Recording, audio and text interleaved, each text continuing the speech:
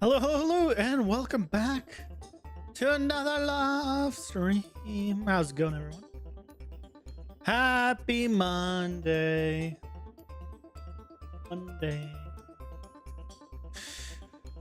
Oh, it's already Monday. Crap.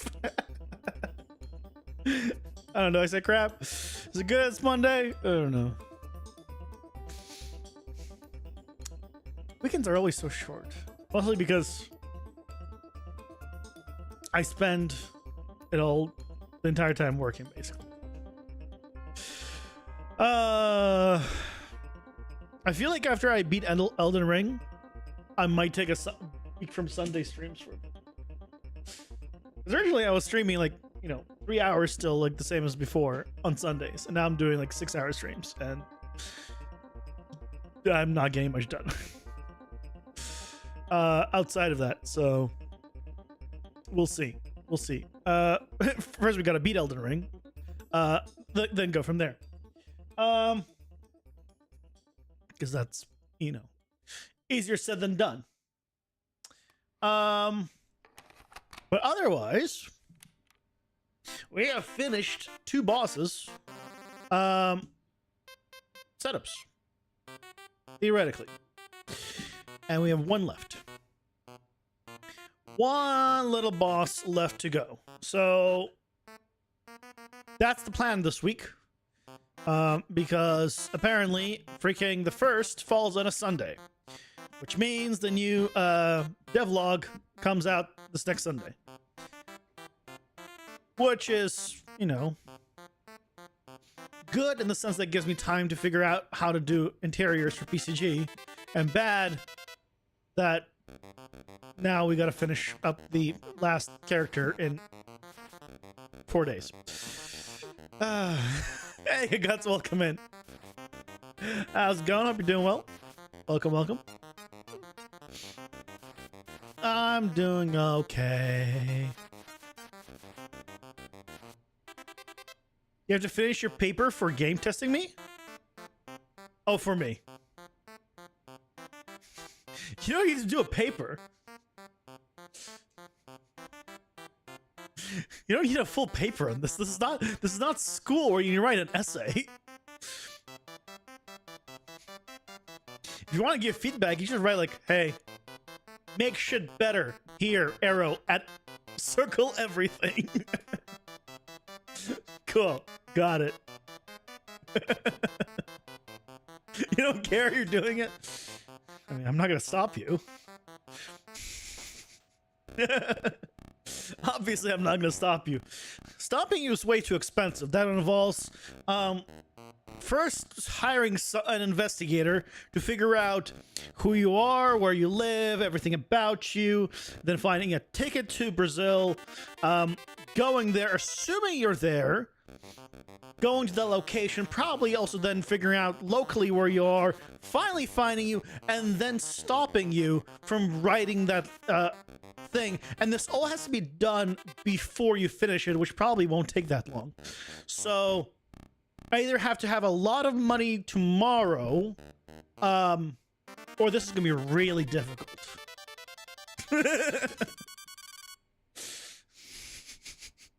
Should I just put all my life savings into the lottery and hope for the best?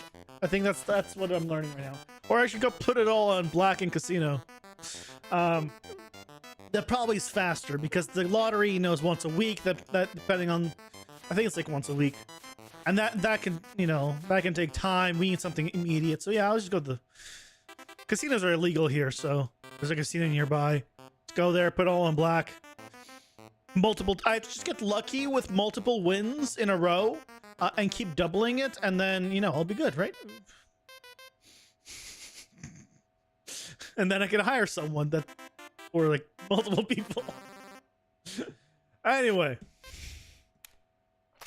crazy plans aside, we got we got a game to make.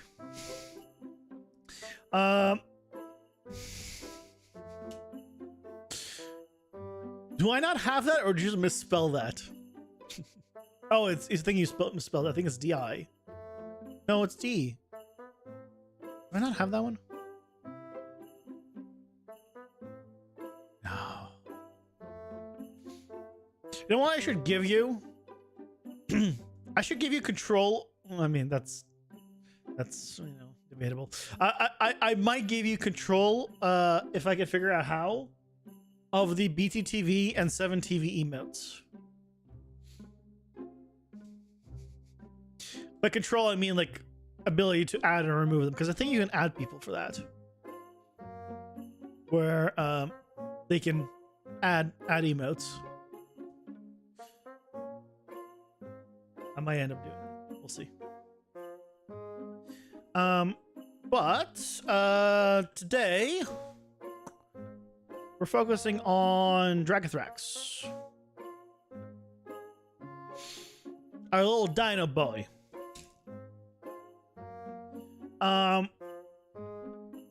Is this after we already did we scale him up already? Yeah, this is already him scaled up. So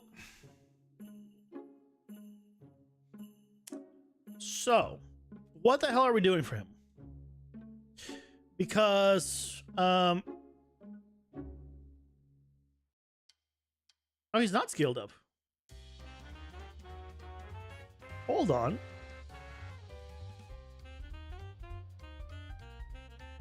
He's not scaled.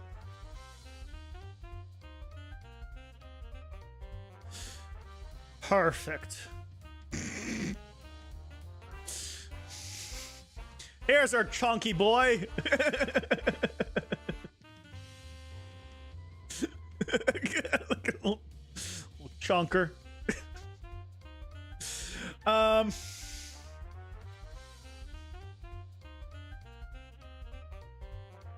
Is this too big?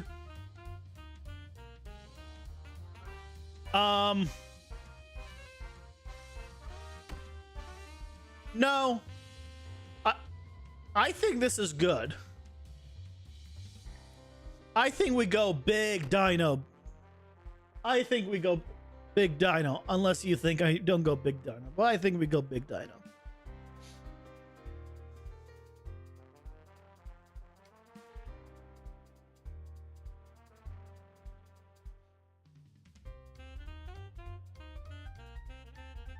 Big dino, yeah. So if we did this, you do big dino. Okay, so the dino is going to be hard to figure out what we do with in terms of phases. He is the only one that does like has a ranged attack, and I want to keep that. So here's what I'm thinking. Okay? Because we don't have that many options. We effectively just have a bite and like effectively a spit for or like a roar forward that I'm using as a like a spitting attack or like a ranged projectile throw, right? So what I'm thinking is for phase one, regular bite and spit. He's gonna spit at you if you're in range, and if you come into melee, then he's gonna start doing bite attacks. In phase two, I'd love for him to do like something like a special thing. Oh, you know what? This is the one where we can use that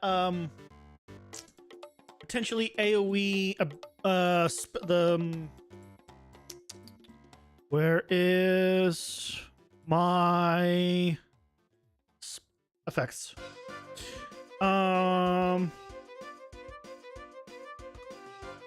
This one.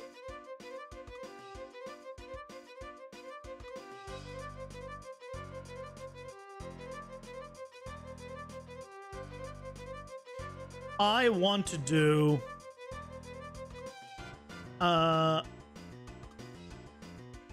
where is it?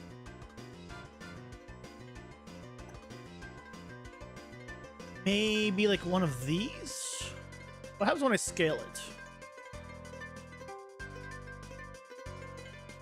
Say 10.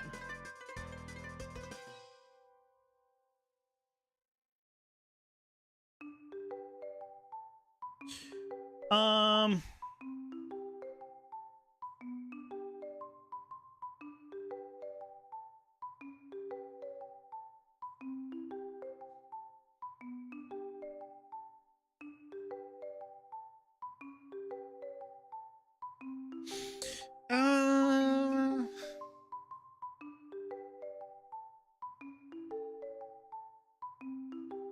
this won't really work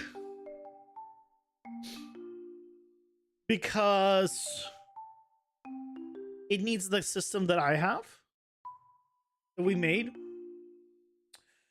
Because you need to be able to dodge it, right? Is the thing is. You need to be able to dodge it. So, okay.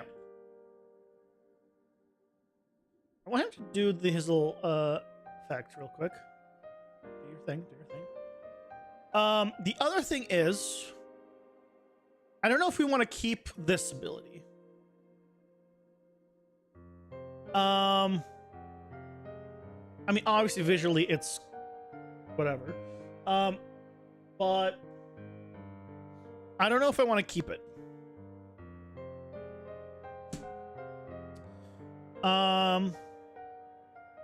I like it. I kind of like it. So I'm gonna try to keep it.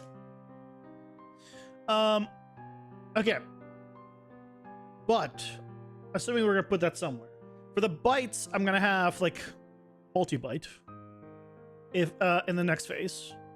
Multi-bite. So he's gonna just bite multiple times in a row. Sort of like the other ones. He's gonna attack multiple times. And I want a multi-spit. So right now, and when I mean multi-bite, I mean he's gonna bite, then bite, then bite.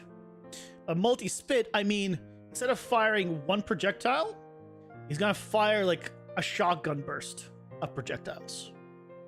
In a cone. Like up, down, you know. Oh, probably not up, down. It'll probably just be like sideways, like splatter sideways. It'd be cool to actually fire up and down as well. Probably in all directions. But basically like a shotgun.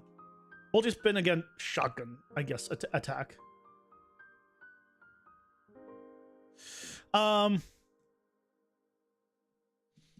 don't know where to put the rain down effect. I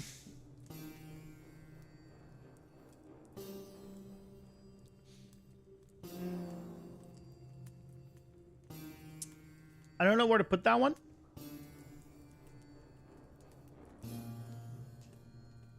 We can make it nicer, of course, visually. That's not hard. Anything above a white, instead of a white sphere will be easier. Or look better, I mean. So I think we start with this. We start with a multi-spit, bite, spit, multi-bite, like all this, right? And then we go and figure out where to put, and what to do with his, like, meteor shower. I could do, what I did, this one. I could do what I did before.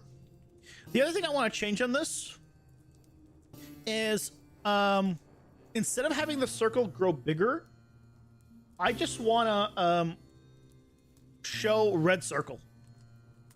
Like, this is the danger area. Don't stand here. Right? So, that's what I'm thinking. So we're going to change that later on. So I think for now,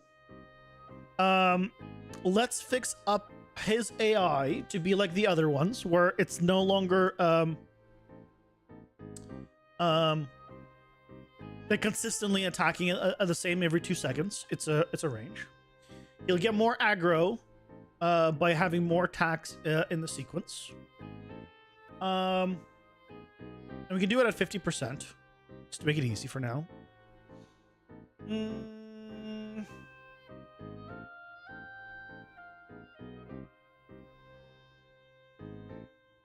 Yeah. Let's start with there. Let's start there.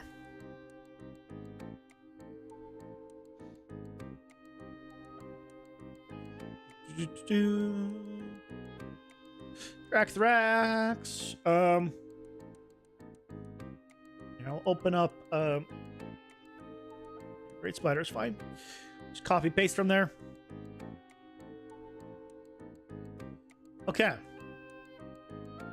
So right now, your melee and ranged option. The range just says if I'm over 750 units away. That's really, honestly, very close. I'm gonna say if it's over 1200. Hey, Robert, welcome in. How's it going? Hope you're doing well. I'm gonna detach the meteor strike. So if it's over 1200, he's gonna do this. He's gonna do the ranged one. Otherwise, he's gonna be doing this because this is a selector. But we need to do a few other things here. Starting with, I want the variable cooldown. And then I want to grab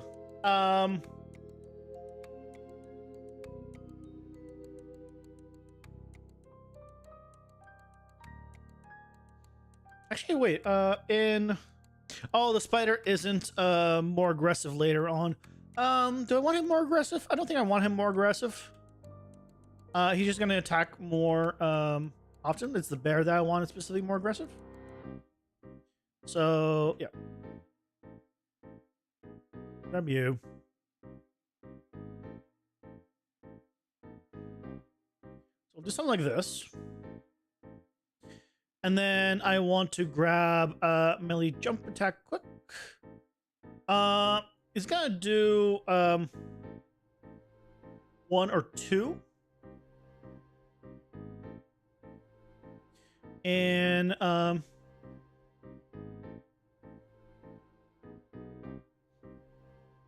sequence.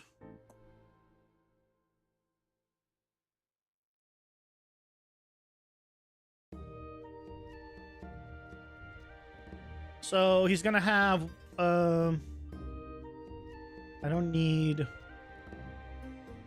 this.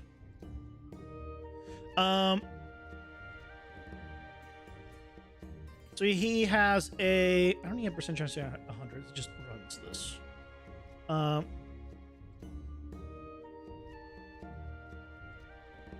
don't need this here.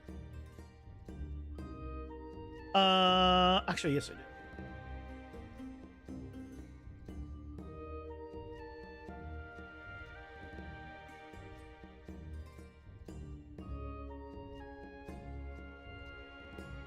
I'll put this back. Otherwise he's gonna do it from too far away. I don't need that one, but I'll keep it. Guess we want to change it later. It doesn't hurt. Screw it. Okay, so he's gonna do one attack, and then the second attack has a 60% chance of happening. Okay. So usually he's gonna do one, but sometimes he can do two, a little more than half the time. Then, I don't need the airborne stuff. That's no longer a thing.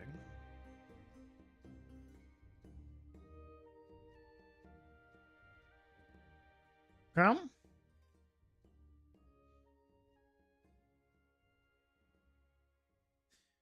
That's correct, but the difference is when he's here, I want to also do this. So, I'm gonna do it this way. You, oh, not you. You, then you. So he's gonna when he is in range.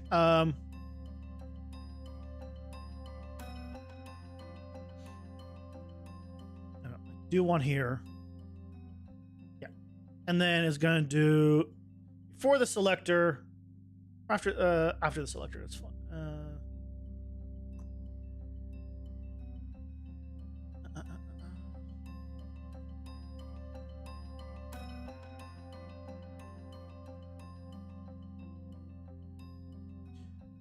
It was fine. You can pick another one after. But if it fails to, here, I just do this. There we go.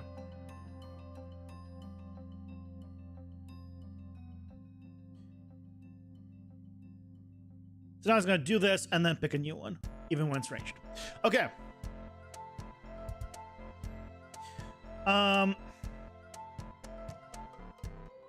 I move to line of sight. And the range attack sequence, and then a wait. Instead of that,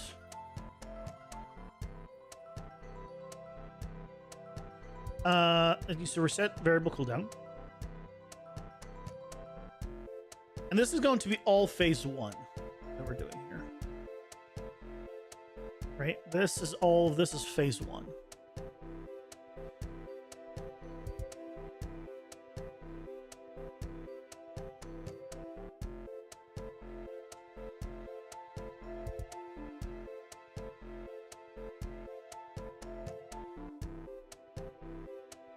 I guess minus this.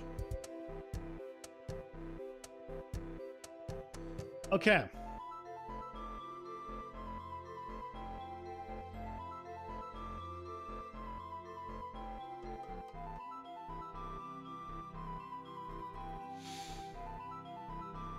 So now, if we look at him, he should be trying to bite me up to twice, and if I run away, then he should shoot me, and he does. Yeah, if I'm relatively close, then yeah, that's correct. Okay, that seems good. I feel like he should shoot multiple projectiles, even in phase 1.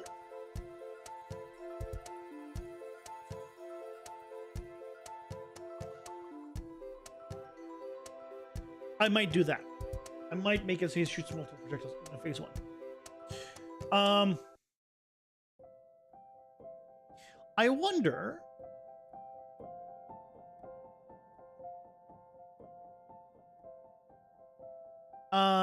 If I was to give him the tag.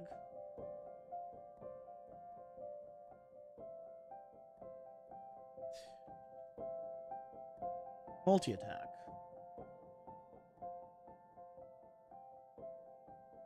No, it does not work with a projectile. It's not set up to work with bosses, that's right.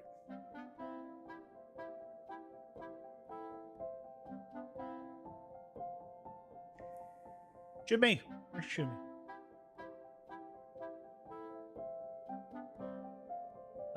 Okay, that's a problem. And I think that is because this does not abort anything. Lower priority.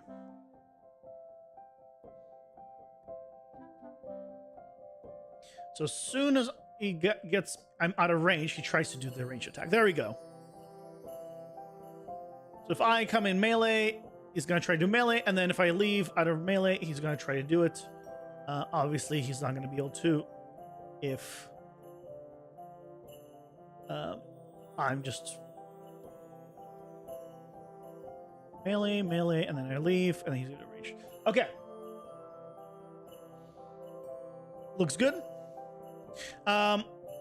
Let's change up. Actually, I'm not going to change his attack range because right now it's way too short. Obviously, he's not hitting me because of the increased hitbox size. We'll do that later, so I don't have to deal with the actual damaging. The other thing I want to add is phase equal to 1 here. Oh, not here. I want to do it.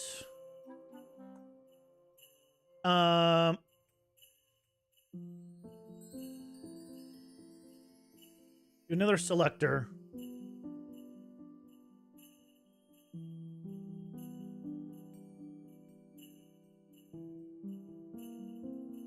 Phase equals to 1, right? Because that's what we're doing here. We're doing it. Oh, I'm doing a selector, and then I guess that makes sense. And then whatever it's doing. Selector, and then phase 1. Yeah, so it really needs it here. This is equal to phase 1. Oh no. No, I got the right one. This is the one.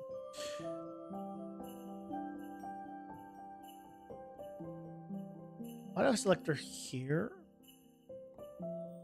This is already a selector.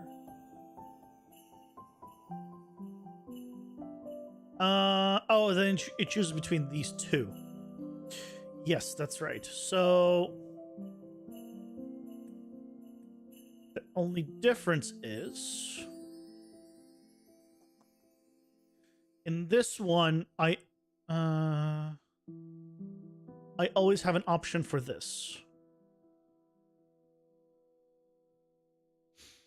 Right, and I should always have an option for it. So here's what I'm just do. Let's do this.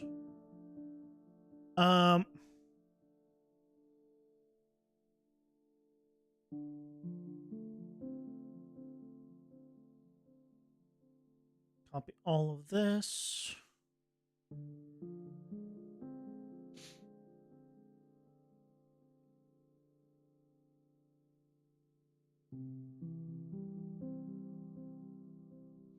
Paste it. That's okay.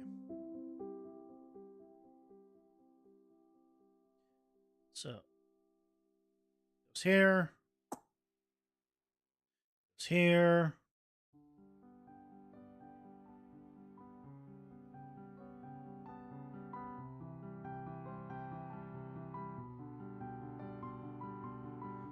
Ads are here. Pausing for ads. Oh man, ads already? My goodness.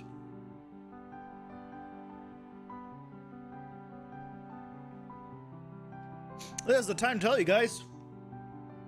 I've been watching a lot of anime past like a little bit. Some recent stuff from Ansys. ANSYS. I still haven't fixed the commands. No, I've not picked up Freerun again. It was just so slow. Like it seemed like it seemed like more of a slice of life anime than anything, and I'm not a fan of slice of life stuff. It's just boring to me. Like I like action and like I want action or like deception or like it seemed like that way to me. Like there was like an episode where like nothing happened, pretty much. Like at least for me, like the first like little like few bits, and I get it. Like you have to like put like tell the story of the characters, get them into it, but like it was like a guy was dying, years passed, there was some knowledge being passed, and everyone's like really like monotone. There's no like none of that like I'm doing it, like I'm the best, or like, or even like I'm strong, like it's just not for me. I'm not saying it's a bad anime, it's just not for me. Where's someone been watching? Can I look at my history right now? Is there a history option? I forget the names of them.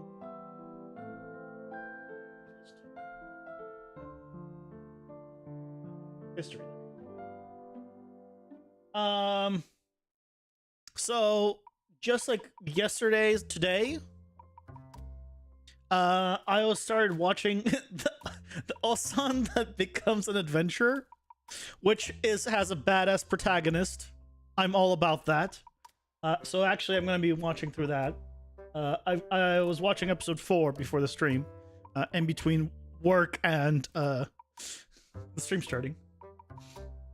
So I'm enjoying that. Oh no, sorry, not the Osan newbie adventurer. That's the actual name. So that was the name of the episode. Sorry. The Osan newbie adventurer trained to death by the most powerful party became invincible. What a name! Jesus Christ, that's a terrible name for a show, but so far really good. The other one that I've been watching is Wisteria Wand and Sword. This is all from this season, by the way. Wisteria Wand and Sword. Also, badass protagonist. Lots of action. Tower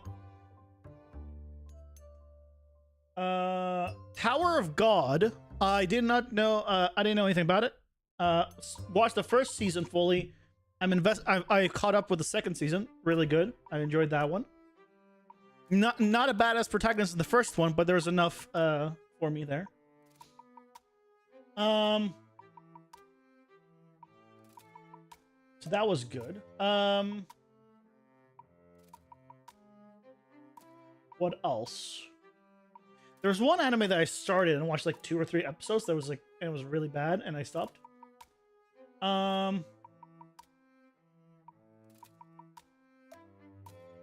Before that I was watching Mashal. You've seen so many people talking about Tower of God though. Tower of God's pretty good.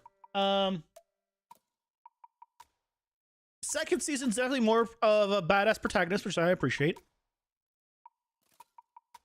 You can only focus, but there's no anime going on, or you're talking about the manga. What's the anime that I was watching that was not very good? It was...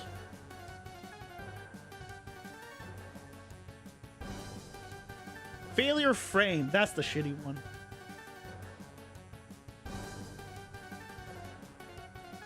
These...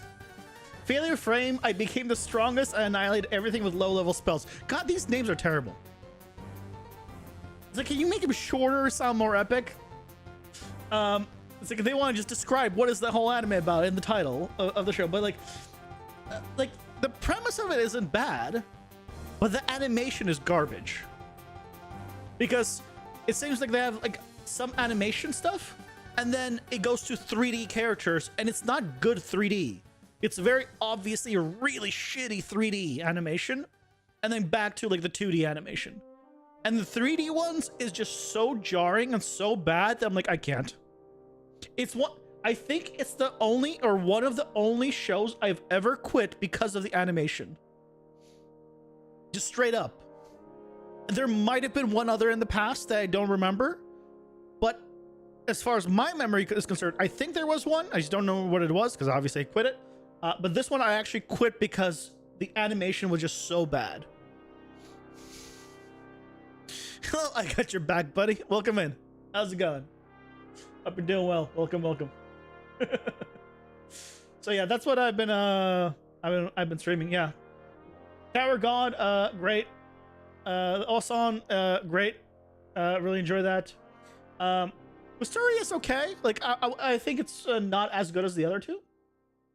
But still, I'm enjoying it.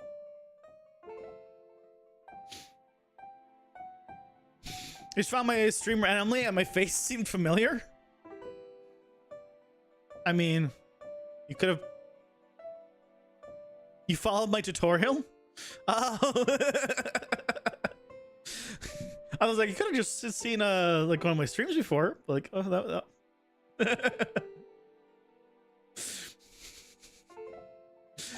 That is very possible. You know what's funny? Like, I was thinking, the first thing I thought of, oh, you probably saw one of the previous stream, even though I have a YouTube channel with tutorials on it that people watch, and that should be the first thing I thought of, but it wasn't. I don't know what that says about me. as a person where I'm like, I'm streaming. I am clearly a streamer. What is this YouTube? Even though I'm also multi-streaming on YouTube. I don't...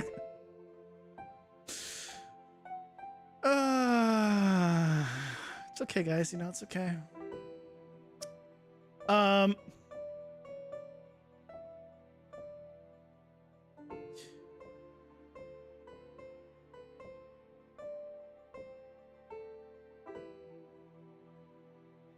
I want to do... Okay, so I don't have a selector here anymore, right? I have a sequence and then a selector here. Yeah, this. So I can get rid of this selector.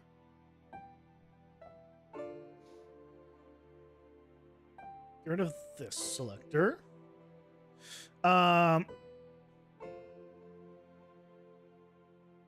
This sequence... The selector is here. And this goes, okay. Instead of this one.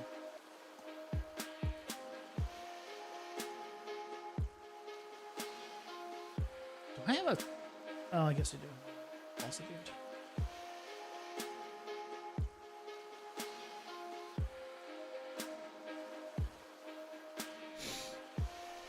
What I make today, we're working on boss number 3 for our game.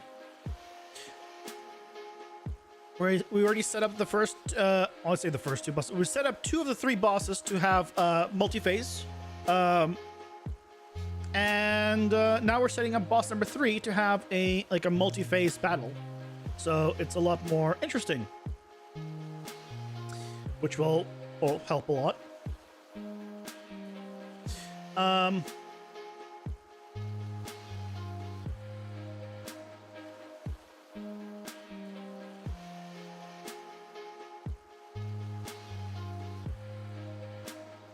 This goes to a selector. I don't think I want this here.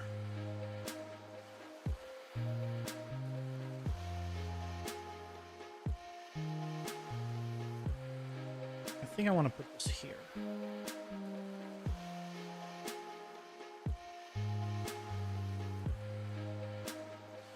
Make this 0.4, 0.25.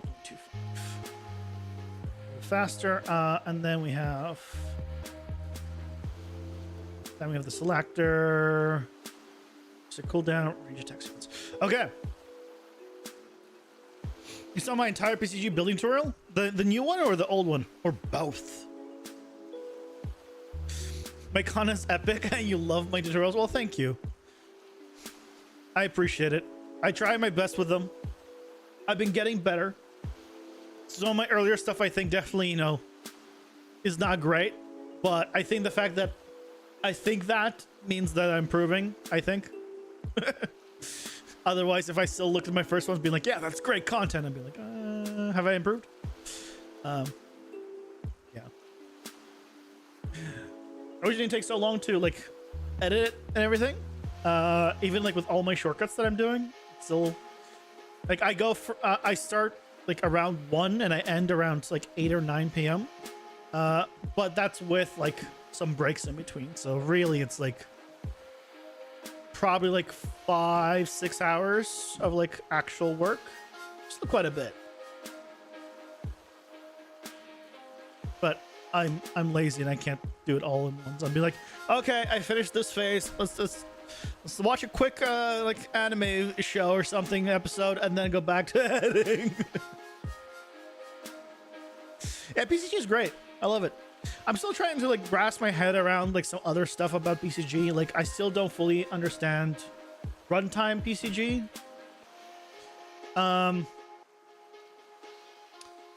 Like I understand the premise of it now, like someone explained it, but yeah, it's just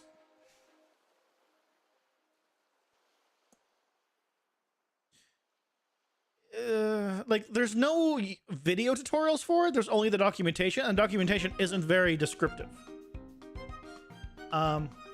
So it's unfortunate.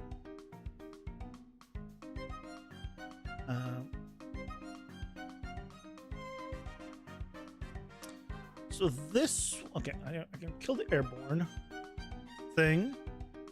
This is not phase 2. This is not phase 1.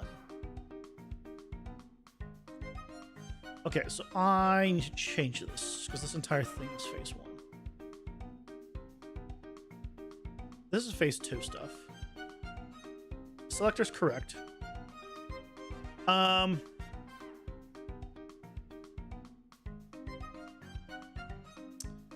And then I want...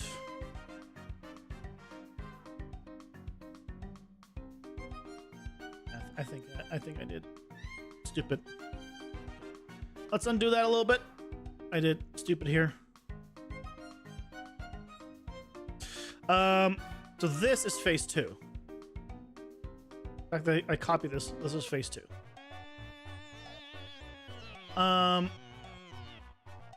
This is phase 1.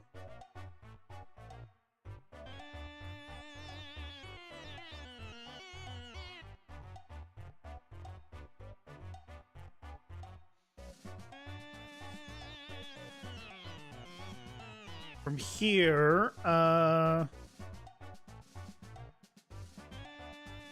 a selector. And now, okay, there we go. This is what we want. Now it's going to, from the selector, it is not going to go, hey, can we do this one? Yes, do this. No, do this. Now we should be good.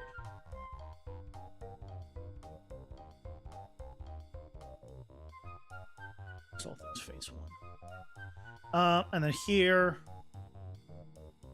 this is no longer part of phase 1. This is just general stuff.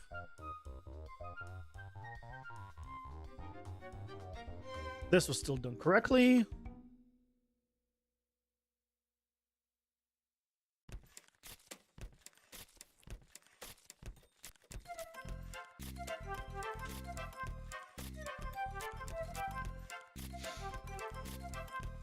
Do you think a neo-noir Max Payne inspired game is a nice idea? I mean, why not? I've never played Max Payne. I know it's an action game of some type. So neo-noir is fine as a, as a setting and just in general, nothing wrong with that. And I know people have enjoyed Max Payne, so I see no problems there in that regard. Why not? Keep in mind, as long as you think it's going to be a fun game, there will be others that will also find it, enjoy that game. That is just always how it's going to be. Because one thing you got to remember is you are not special. And I don't mean that like you suck. I mean like if you like something, you are not the only person in the entire world that happens to also like that thing. In that regard, you are not special. There are others like you in the world that also will like that combination. So make it. Do what you enjoy. Have fun doing it. And because you enjoy it, you'll make great stuff.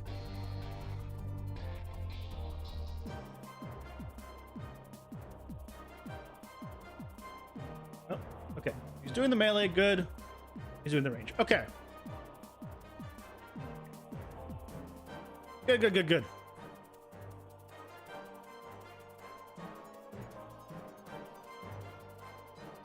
Okay. Maybe 2 to 4 is a bit large of a gap. I'll do 2 to 3 in this guy. Okay, but we have phase 1. What I'm going to do is duplicate this. Phase 2.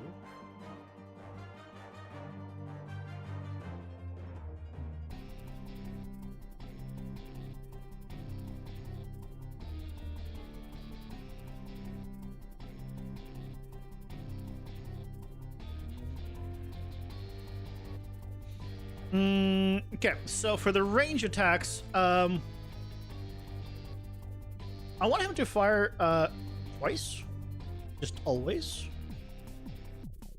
So I'm gonna have 2 range attacks. I'm gonna need to do a new setup for this range attack sequence. Also, I don't need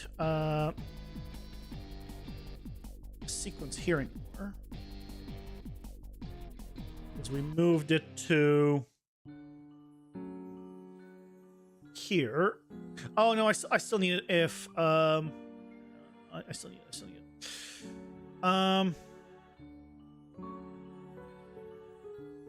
I think I still need it. Either way, it doesn't hurt. And then here on the ground, so on the phase 1, he's only done 1 of 2 attacks. In phase 2, he's gonna go up to 3 attacks.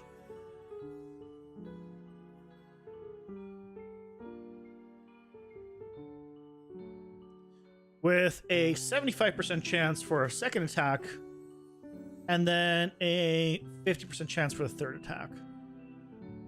They're gonna do more attacks more often.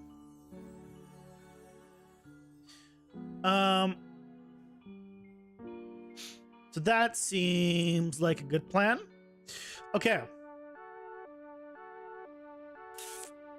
Elena says all fine. Okay, so right now, right, when he spits, he only does 1 spit attack. So if I look at the graph here, all it's doing is running this animation. And what it's doing is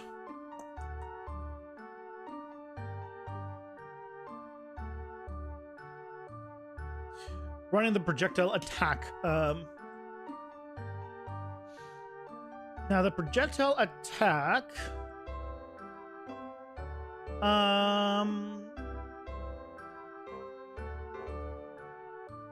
I always forget where this is controlled from. Oh, that's right. It's just not controlled from here. It is, it is a blueprints. Notify states.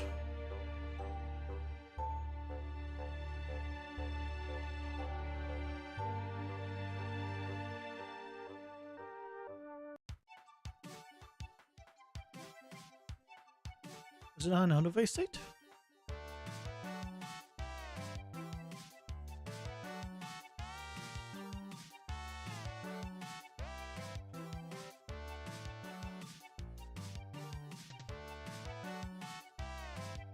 I thought it was a notify state.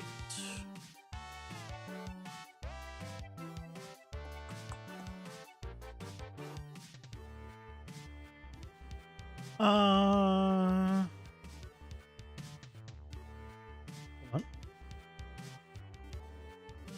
Oh no, I have received notify. Okay, I have. It's a regular one. Execute projectile attack. Okay.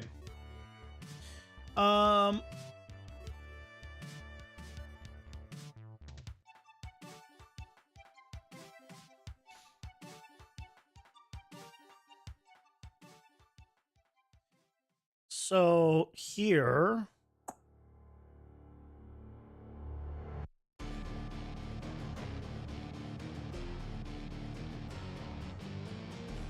slope angle, spawns an actor. Okay.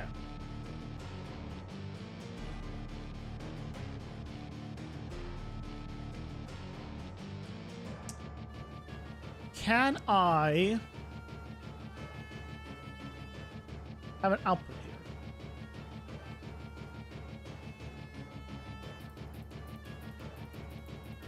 I don't recall. No, because it's a regular notify state.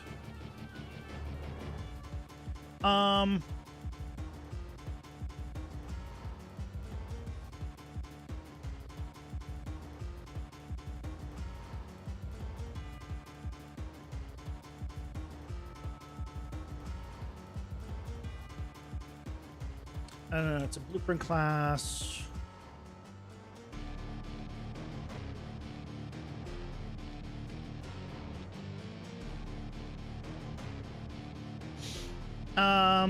Paper Z, anim notify. Not anim notify state.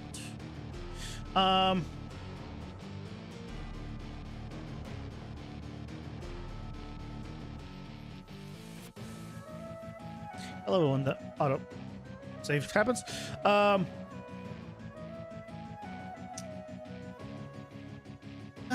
guess I can do a. I guess I don't need to do this way. I could just add another notify. You notify. Projectile shotgun attack.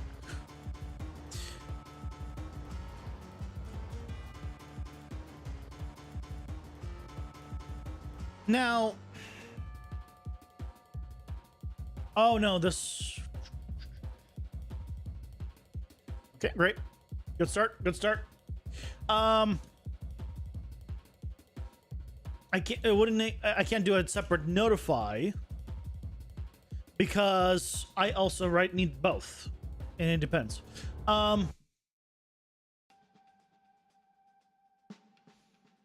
That's fine.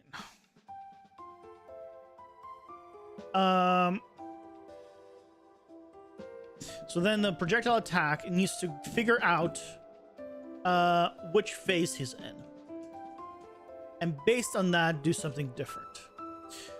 In which case, I should be able to do that.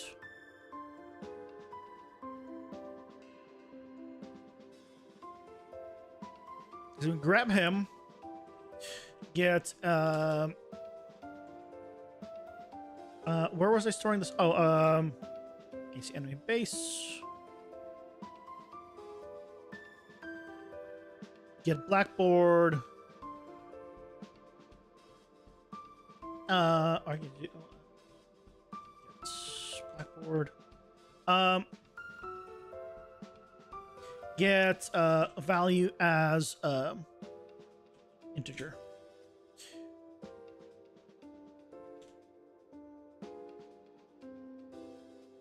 Face, and we'll just do a little print string just to make sure.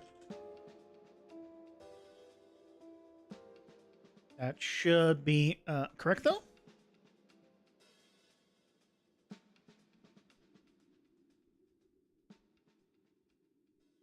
One.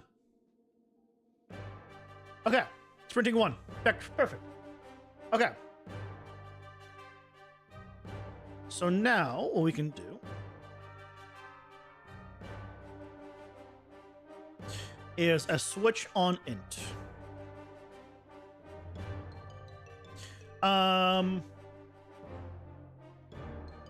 No default pin, and I'm going to do a subtract 1. So that way it starts at 0 instead of 1, even though he's on phase 0. That's fine. I wish for like switch on int, I really wish you could do custom numbers. You just want to be like switch on 1000, 3000, and 69, 420. Otherwise, use default. Right. That's what I would love to have as an option on Switch. And something like I've wanted before. I've gone to scenarios where like I would love this to work this way, but it doesn't. So this is default.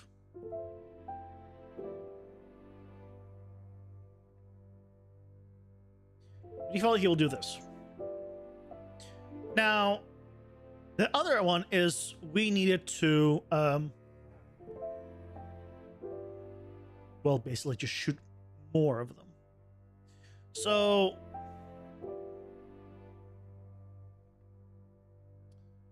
I think it's execute special attack. No, it is projectile attack. So why is, oh, Oh, it's because the spawn projectile count needs to be updated for him.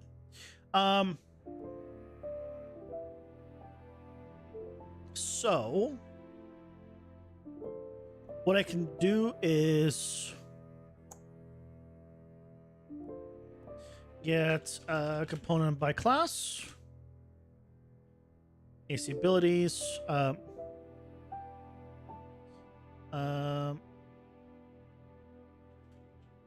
make sure it's valid. And assuming it is valid, it should be.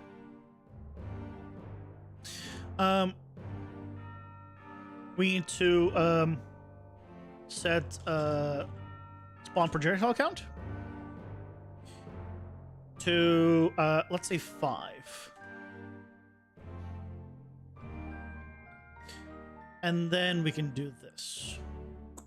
Now for testing purposes, I'm just gonna do them both. So he should attack multiple. Yeah. Oh, wait, he did. I saw multiple there. It's just the angle was wrong. That is very loud because it is multiple. What else do I need to do? Oh, angle spread. Angle spread is 45. So that should be working.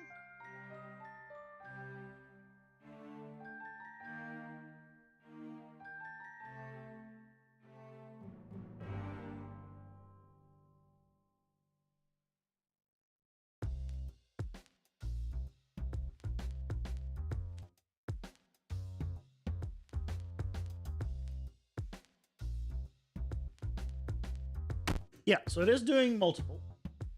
But for some reason...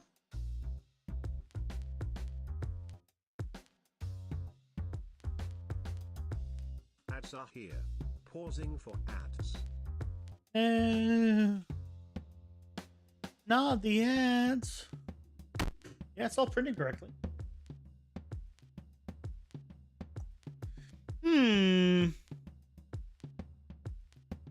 All the numbers show correct. This is going correct.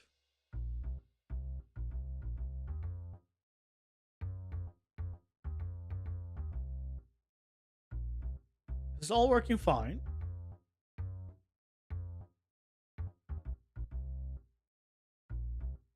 So this is not working.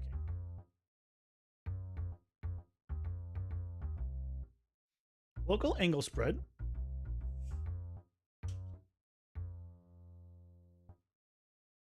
Local angle spread. Yeah, we're saying local angle spread. Yep, that's correct.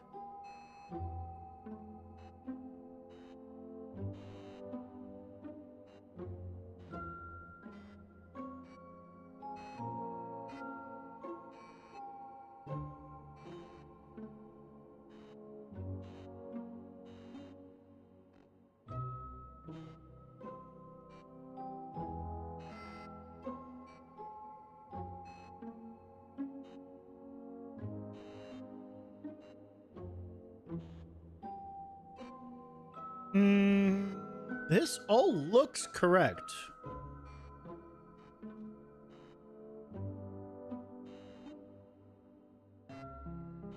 I mean, it works for me.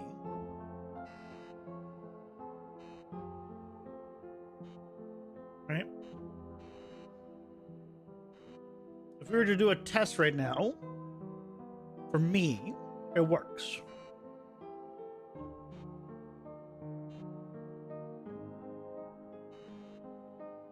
Right.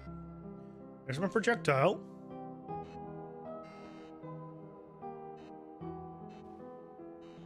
Right, that works.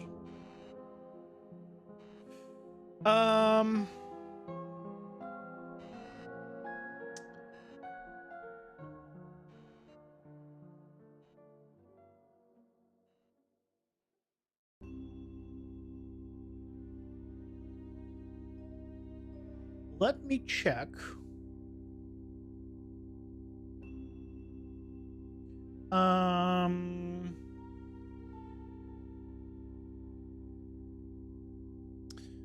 check myself.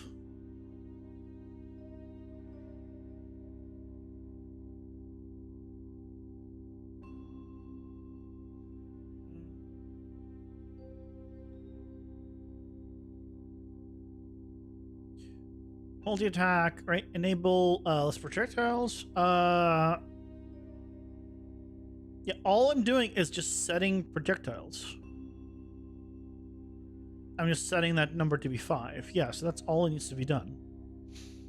But why then is it? And this is working.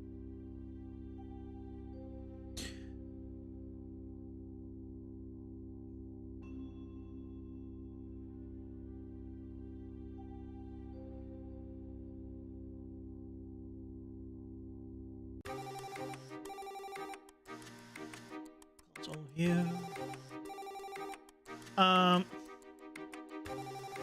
So what's going on here?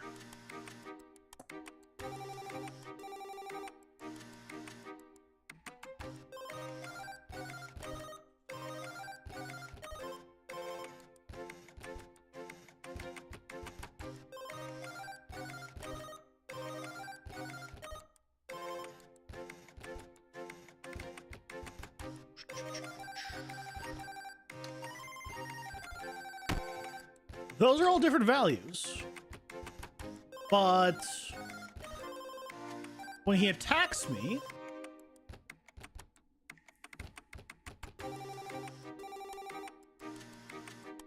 they're not different values. Clearly.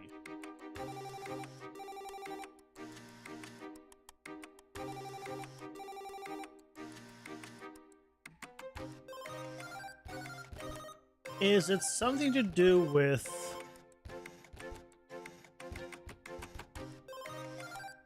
you? On begin play, get actor rotation.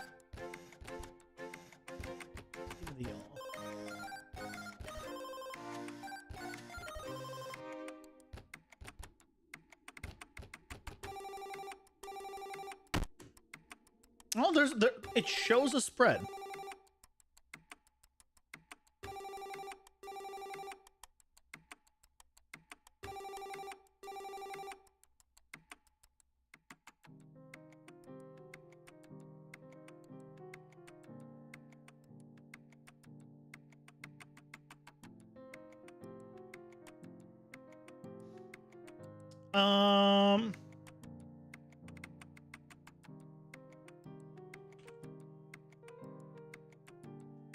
Let's turn off collision real quick for these. I'm gonna see if collision somehow is messing with us. Test. Nope. That's not why. So it's printing different angles.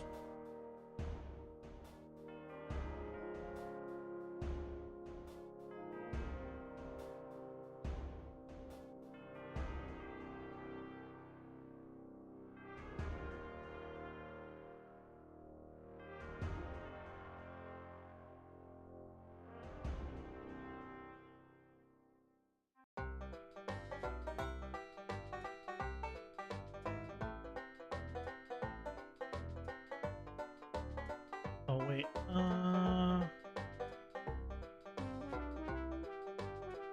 Is that the problem? That's the problem. There we go. For AI, it needs to be not oriented target. That added sometime later. Okay. So that is looking good.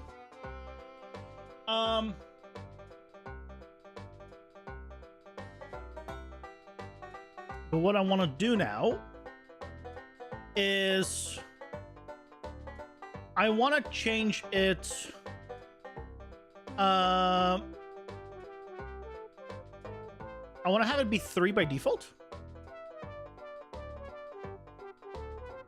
So first of all, let's go to... Actually, I want it to be more than 5.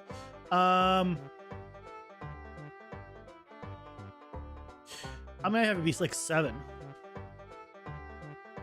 And then I want on him. By default, in phase 1 will be 3. Because I really just want like a... Yeah. I want that.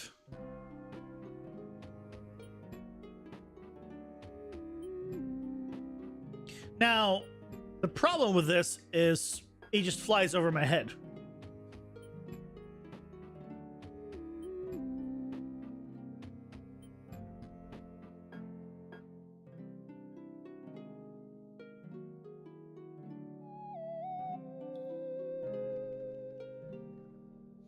Yeah, it just flies over my head. So I think we need to increase the size of this damn thing. So let's go and modify this. So if we come to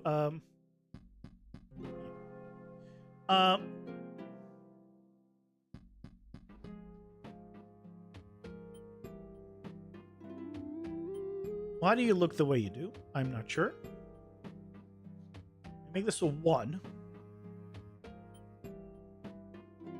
This will be 232. I probably still want to make it bigger.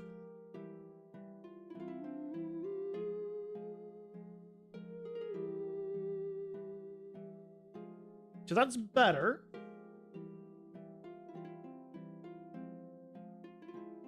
What if he made it bigger?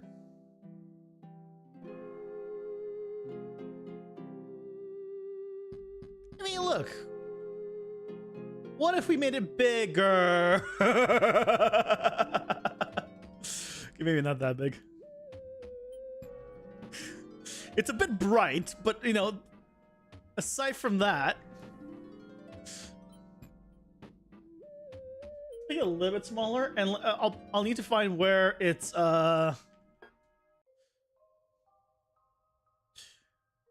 Is there a light here that I need to turn off?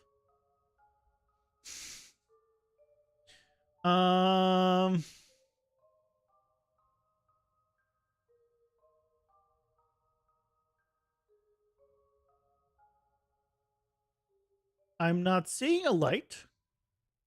A light right there. Turn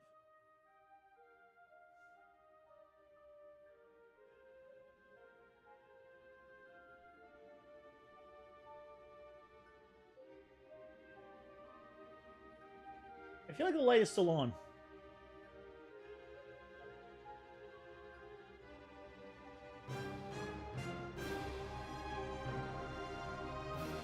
Is it different in other LOD levels?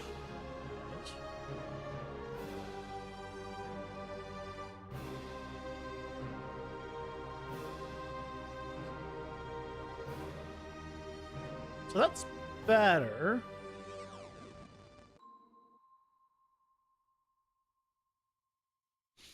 That's definitely better. I feel like it's still glowing.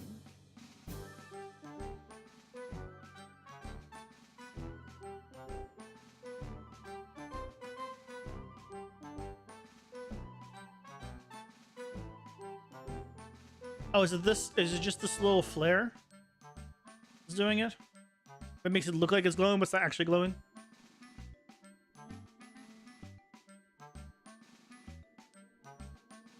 It is that, I think.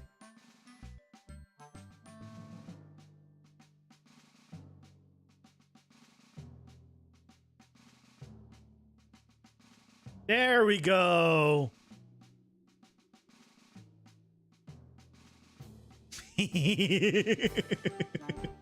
So in phase 2,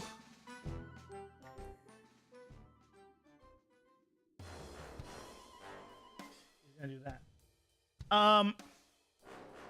Okay. Other thing is,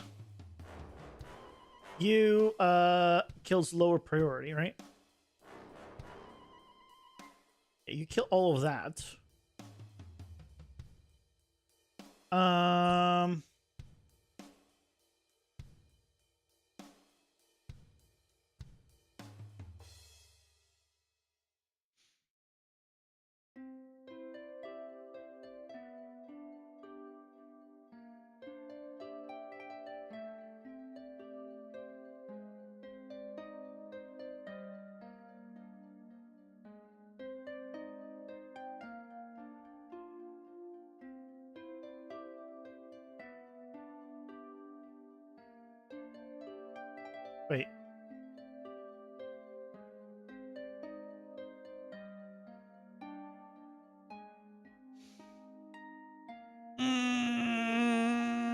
This is because it crashed, isn't it?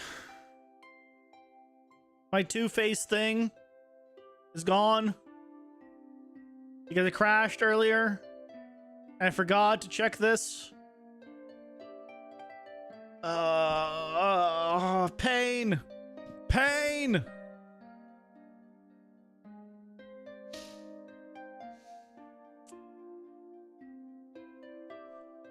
I was like looking at this, like something is off here.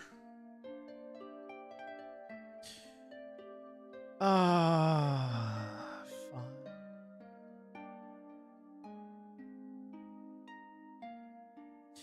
Okay, let's do this again.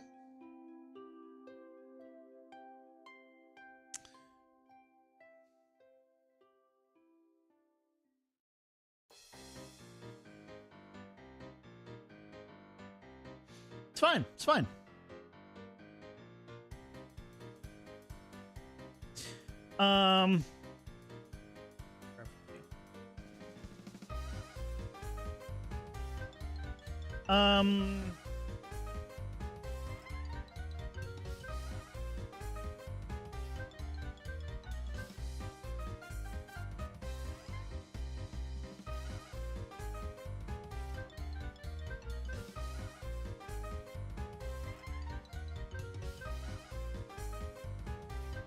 Okay, then here it's a selector.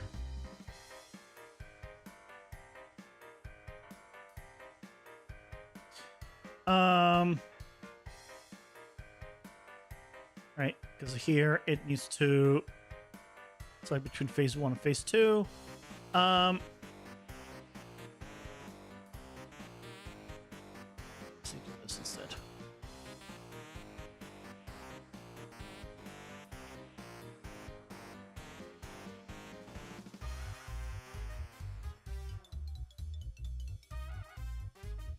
There's a sequence, but then, oh yeah, the sequence then goes into a selector.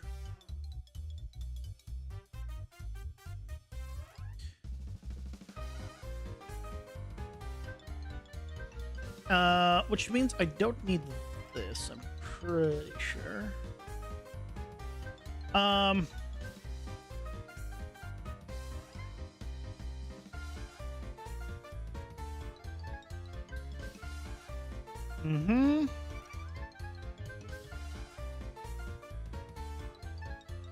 So this selector is pointless.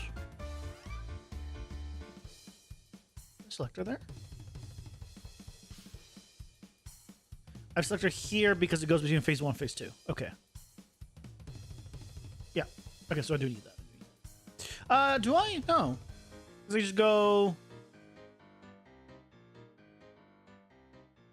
Yeah, I just do this. This is pointless. Which means I can kill this selector too. I'll kill on the other one as well, but I'll deal with that later. This selector is pointless. Okay.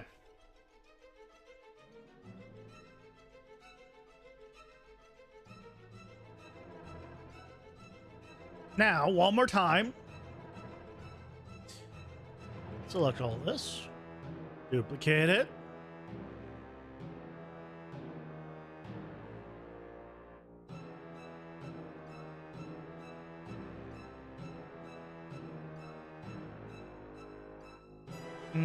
Okay, here it's gonna have, right, we want a third attack.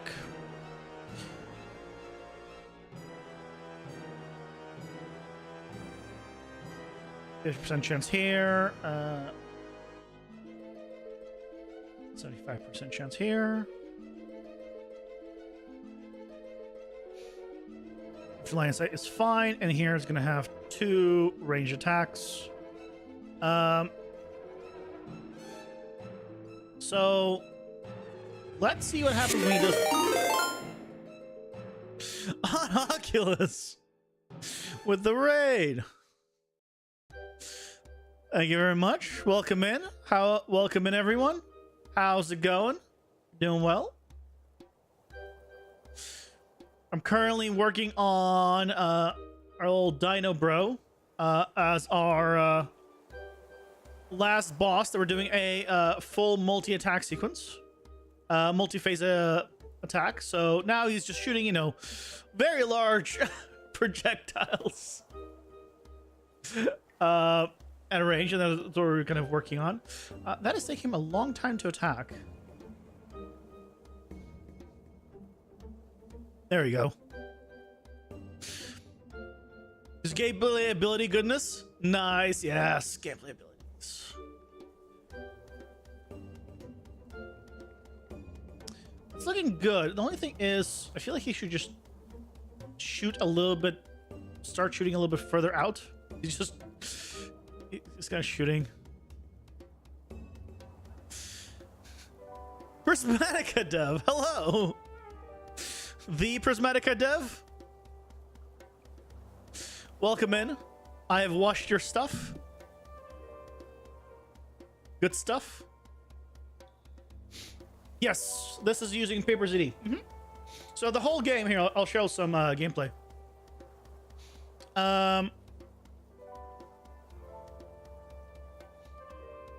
You have to do some behavior trees soon. Nice. Now you watch my stuff. Nice. I'll take it. So you know, I'll grab myself a little super jump here. So this is basically a procedurally generating roguelike, where think of Binding of Isaac, and then think of Hades, and pretty soon maybe think of Path of Exile. But now it's going to be a lot more vertical. So as you can see down there, that's an area, and I can just go into this map, and now I'm in this room, and now I'm fighting this room. Now, okay, I have a one-shot weapon right now. Probably it's not the best demonstration, but this is now a room where I can go wherever I want, except until I clear it. So right now I can't leave this room.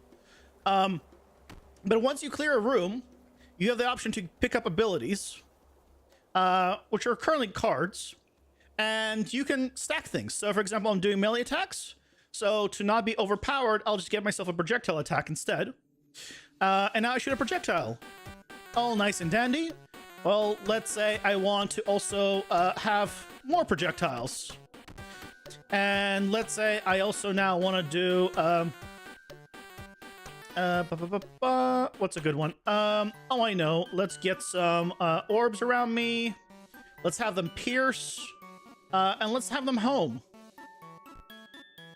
So now those projectiles will home in on the enemies, and they'll pierce through them.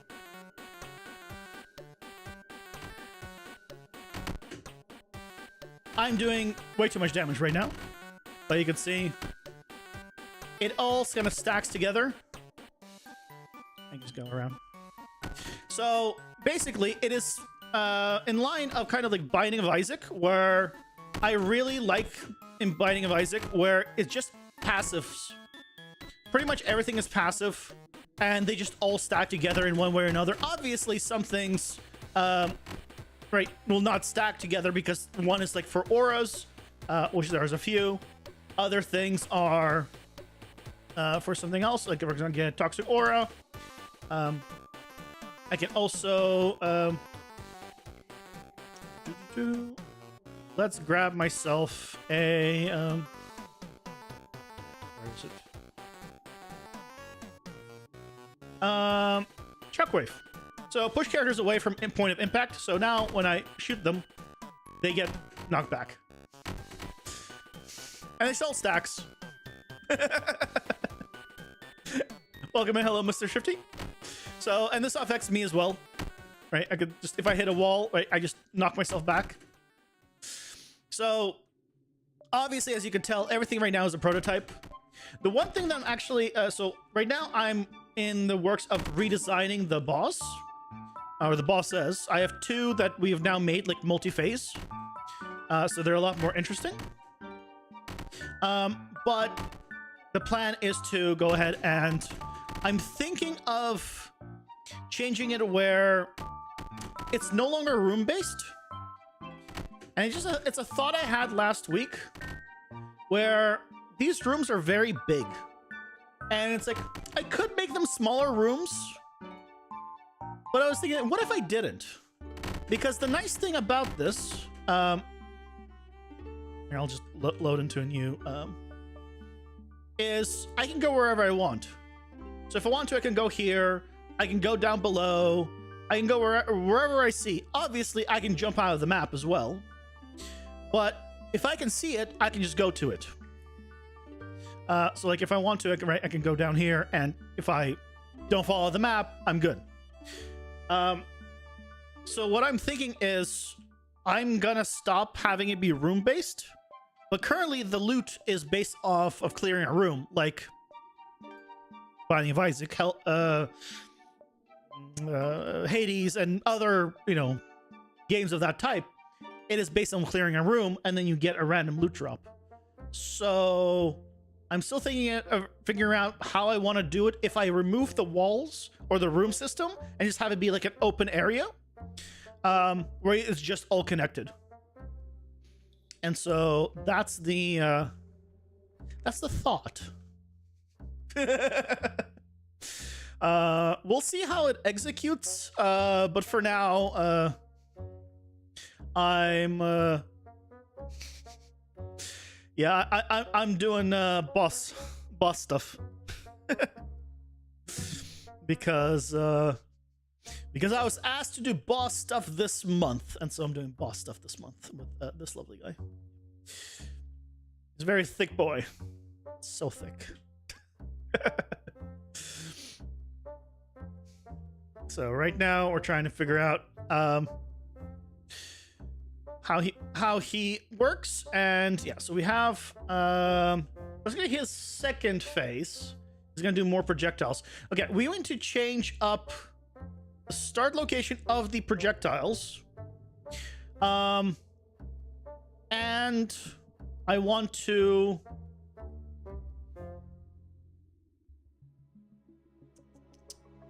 I want him moving around also when he's ranged. He doesn't move around when he's ranged. And the reason he doesn't move around when he's ranged is because he's doing this.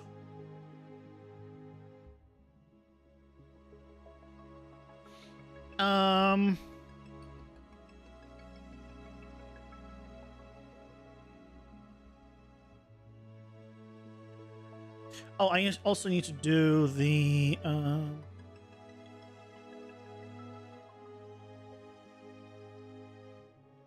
attack cooldown is set. I need to change this. Yeah, we changed it where no, that's already in. We made it to be a randomized cooldown because I really don't like the fact that the cooldown system in the default Blackboard is just a static, like 2-second cooldown. I don't like that. I wanted a range, so I created a system that gives me a range. Oh, that's why he's taking so long to do 2 to 4 in phase 1, and yeah, 1 to 3. Let's do like 1.5. 1.5 to 3 and phase 2.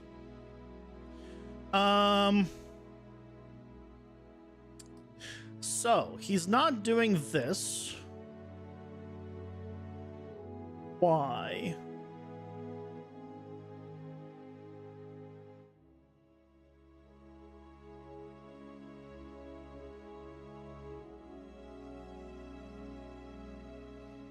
Is it? He should be doing this. He's in phase 2 right now. Yeah, he's moving closer, and so everything's right. Now he's doing an attack. Ah, but he's not moving closer. He's never strafing. Oh. Strafe tried to trigger. Okay, strafing is failing. Why is strafing failing?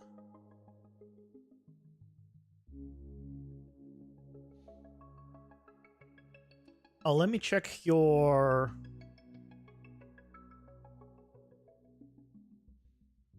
Defense rate is 750.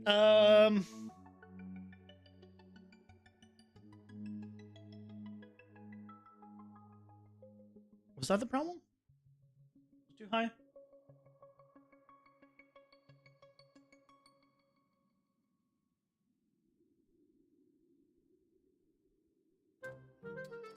Oh, I think it's because this is the range for...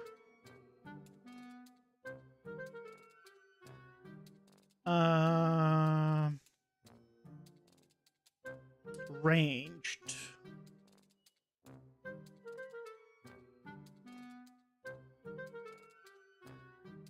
Wait a second, where'd my thing go? I had a check for distance. Did I accidentally remove the distance check?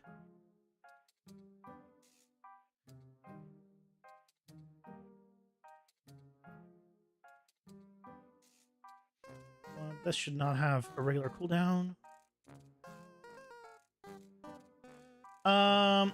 What's going on here? Go away. You're fine. Okay, you're fine. Yeah. Ads are here. Pausing for ads. Remove the cooldown. There you go. Add the my cooldown.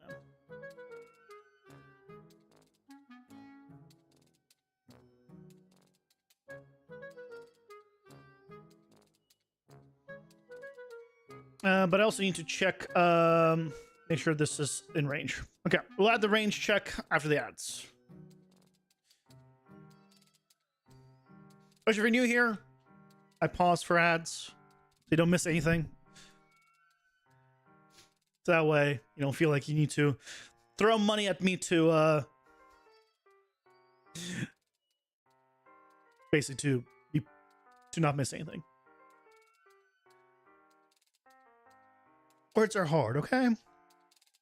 Words are hard.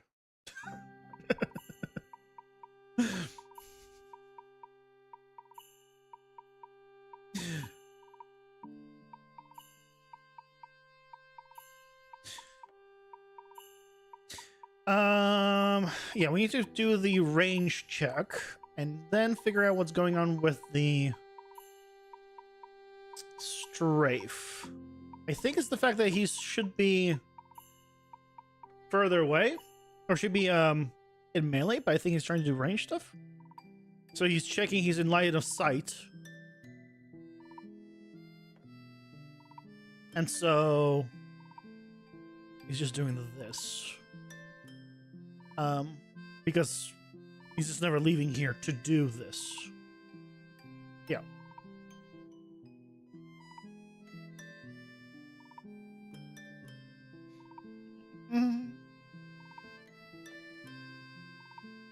Okay, ads almost done.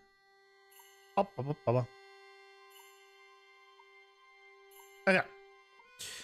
So we're gonna do a is within ideal range. No, it's within ideal range. Blackboard.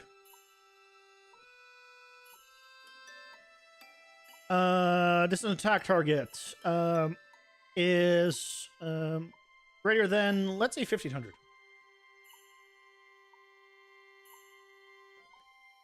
And we're gonna kill lower priority. I'll put the same thing here.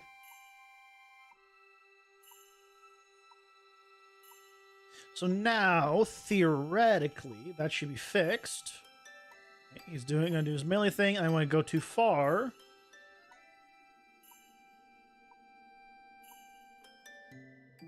I need a...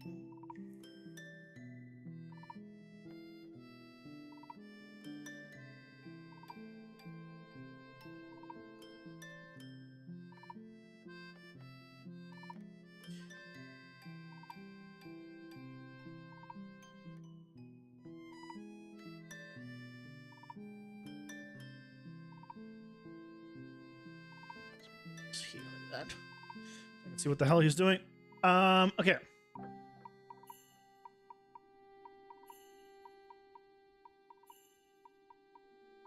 Oh no, he's still in phase 1, isn't he? Yeah, he's still in phase 1. I just changed his attack to be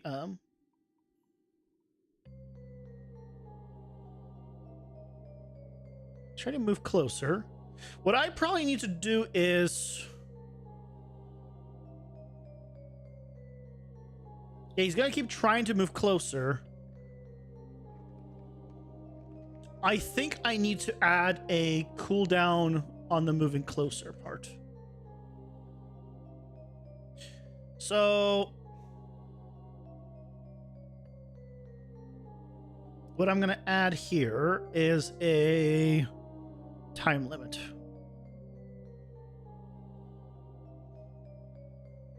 Of, let's say, 2 seconds. He can go back into the same thing after 2 seconds. But after 2 seconds, I want him to check. There we go.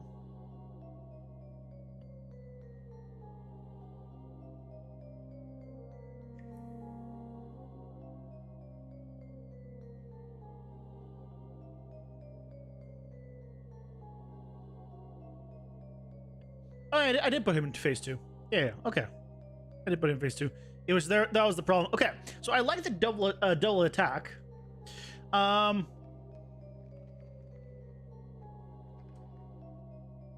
think I want a delay between the two.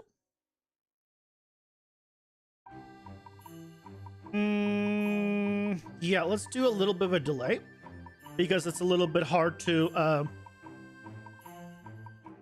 little bit of wait. And we'll say I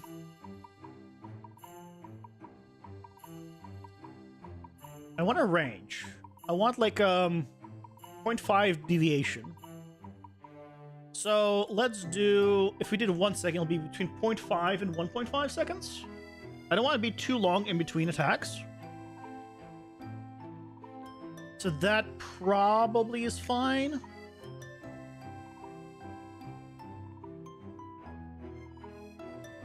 Oh, yep.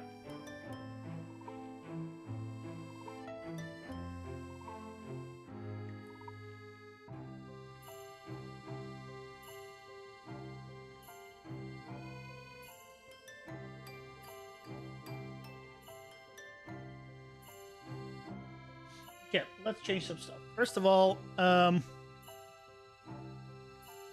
your defense radius, because we want him to be further away, 1,000. Not really using attack radius, I'll be honest. So I guess that's fine. Your score can be 750. Honestly, you can be pretty far away.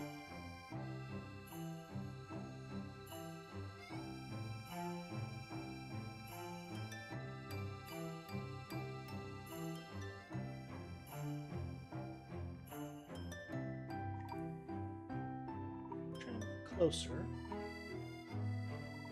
It's failing. Why? Stuck in here.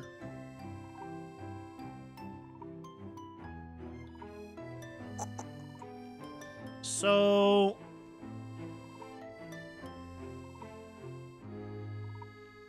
oh, it's okay.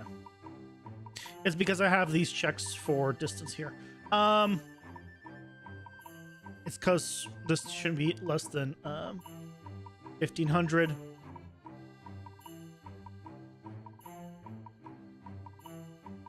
Honestly, I'm gonna remove that check because if it's greater than 1,500, he should just start attacking. That should override it because I have it set to lower priority. So.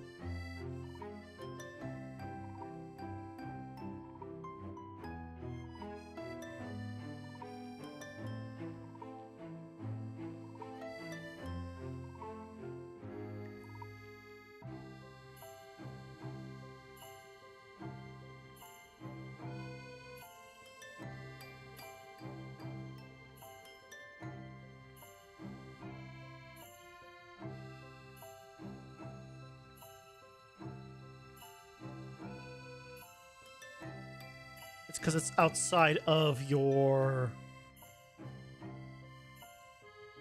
patrol range, isn't it? That's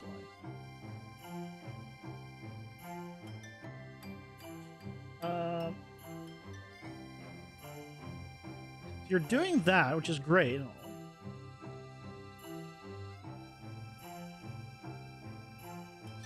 But you're not strafing. Hey, Holy Crab, welcome in. How's it going? Hope you're doing well. Why aren't you strafing?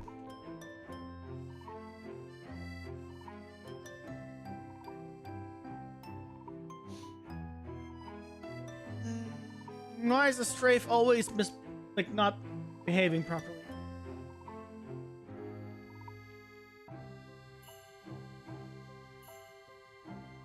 Okay, hold on. Let's just...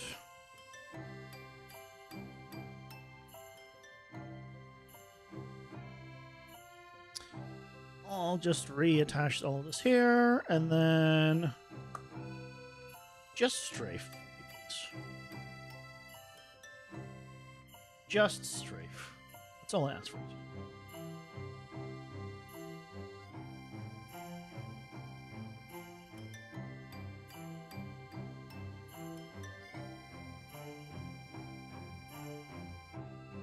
Why? It's not even trying to do this.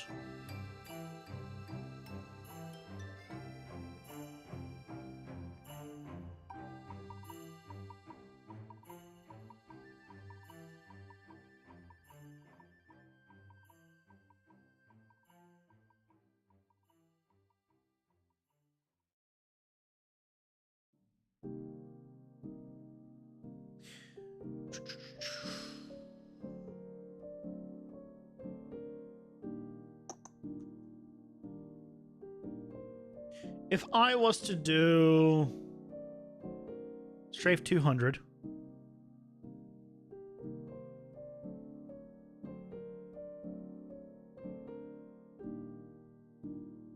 would you be happier then? No, he just refuses to strafe.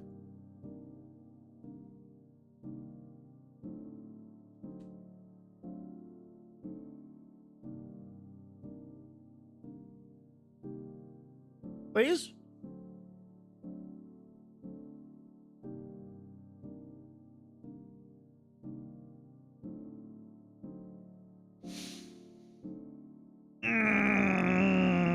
I hate him.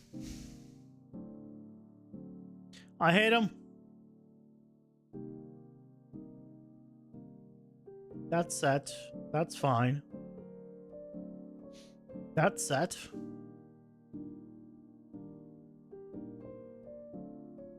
Got a point of interest.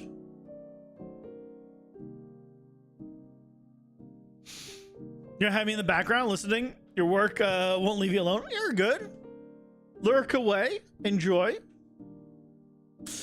You can listen to me suffering as I try to figure out why the hell, for the nth time, the strafing breaks.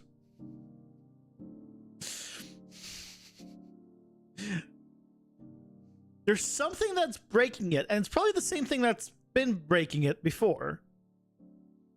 And I always manage to somehow fix it. I never figure out why it's happening. And that's the problem. Have I tried being nice and cuddly to fix it? Well, that's usually how I start. And as soon as it decides, no, that's not going to be okay, then nice and cuddly ends really quick. I get out my chainsaw, but I mean, I feel threatening at this point is kind of a little overkill. I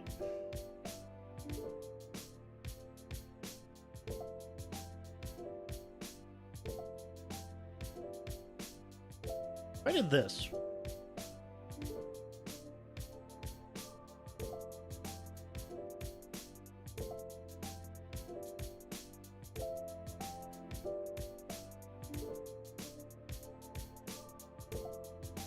Okay, so the moving to ideal range is working. I just put this here. This is running. So basically, this is failing.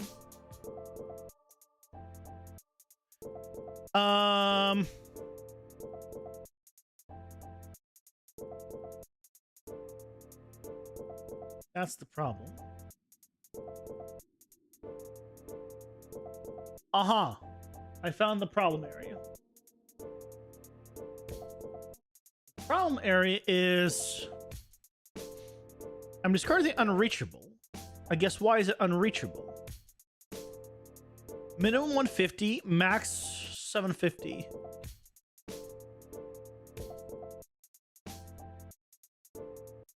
Is the max too low?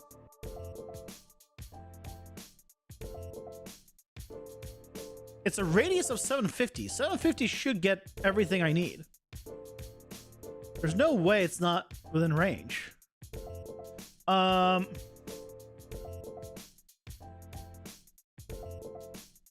If I pushed it up to 1,000, just hypothetical.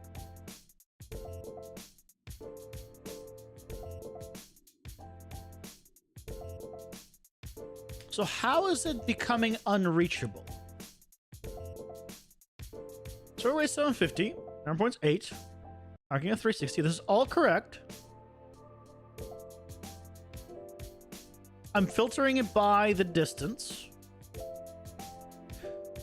I mean, I could just not discard. Well, I need to discard unreachable. I guess that's the thing. Why does it think it's unreachable?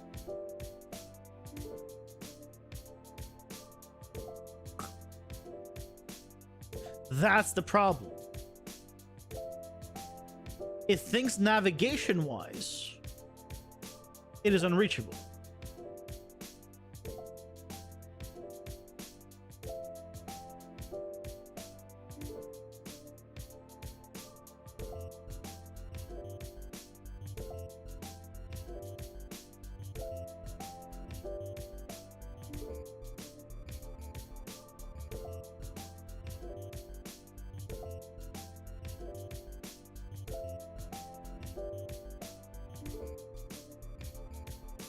So, oh, hold on. Is he... Oh, no, he's not inside of anything, right? Because he couldn't have been, because he's been moving around.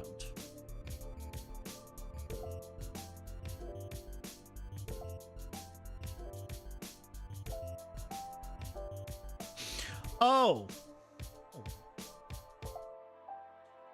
Don't tell me it's this.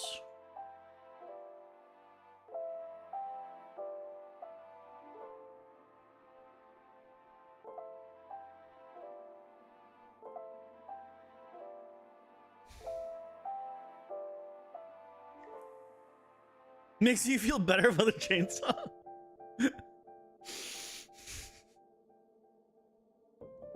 You're tired for working, but overall totally insane.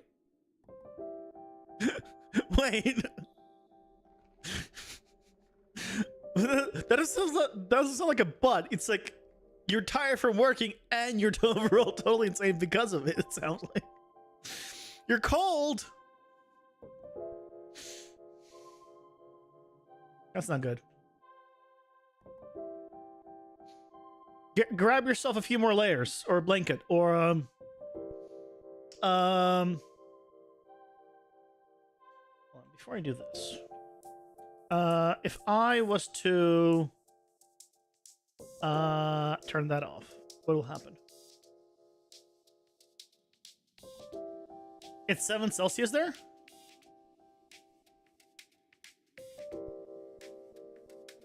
Okay, so these are navigatable points.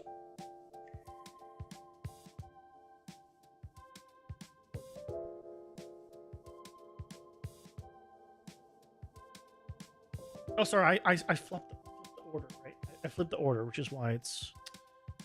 I meant to disable this one. He thinks everything is not navigatable. What is he basing that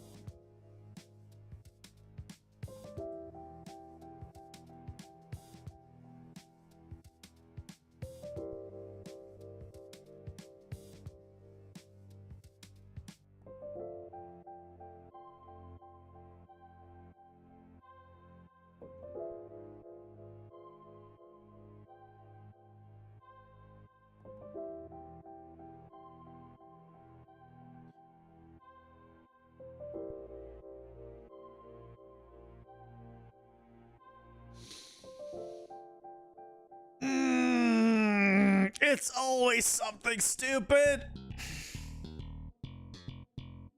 Always. Always 100% time. It is something small and stupid, and that is what it happens.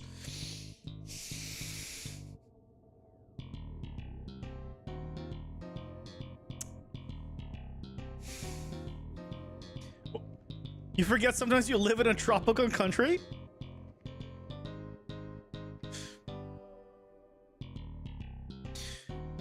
What do you mean? Oh, you're referring to being summertime right now? But you're cold? Yeah. The Guts lives on the south side of the hemisphere. What was it? So, for some reason, I create all of these after I got the first one working. I duplicated all of these. And for some reason, the context thing wasn't using my context, which it's supposed to. So it wasn't getting, it was basically thinking there's nothing valid, because it's not using my context graph, which basically gets the AI controller and checks that the returns the attack target, which is me.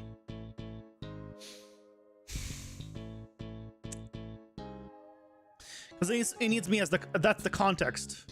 These points are around me.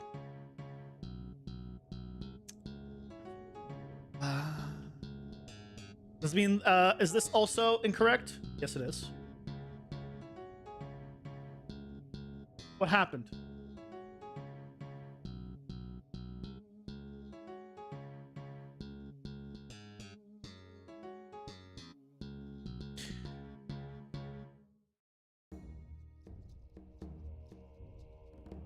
I'm pretty sure that's the problem. I'm pretty sure this needs to be a attack target.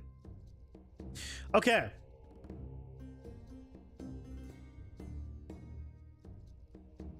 We can test this actually really easily. I'm going to move you out of the way. I'm going to grab another enemy that I know works all the time. And he should... Yeah, there's he's strafing. Yep.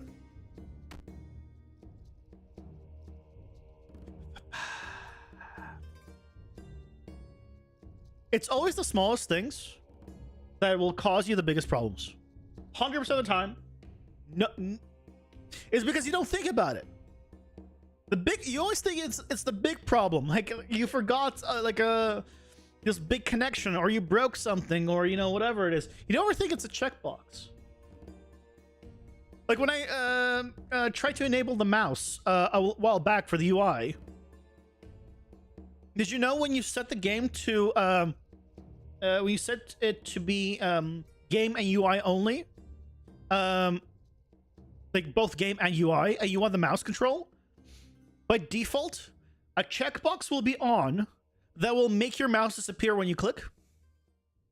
So you can't do like drags and stuff and all that kind of stuff. Did you know about that? Why is that default?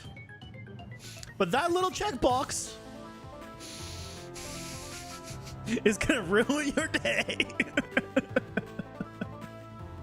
That's how that's gonna work.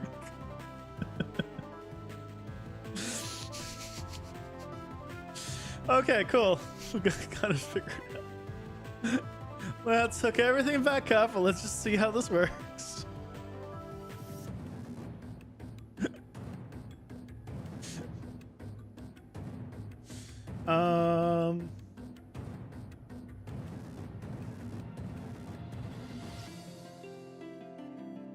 I need to move this because I'm using it now.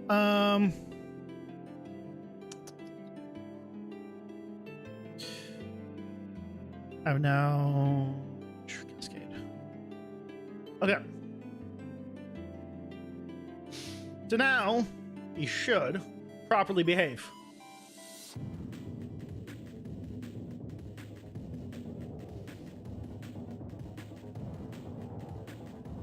Excuse me?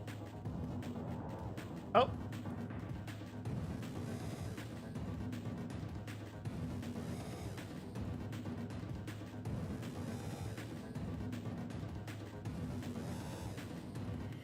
Oh, okay. Now it's the range. I'm pretty sure. I made this really high.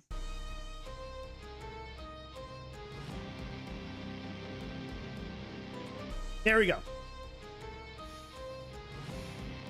Checkboxes are the best settings. Yeah.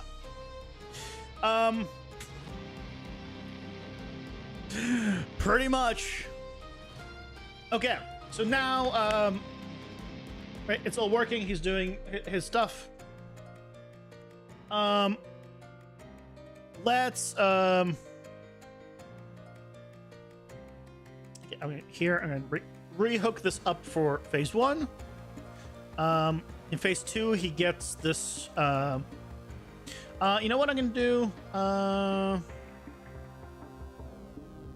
do a sequence here. And then I'll do a, do once.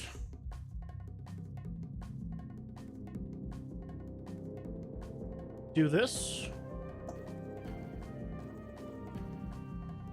And then,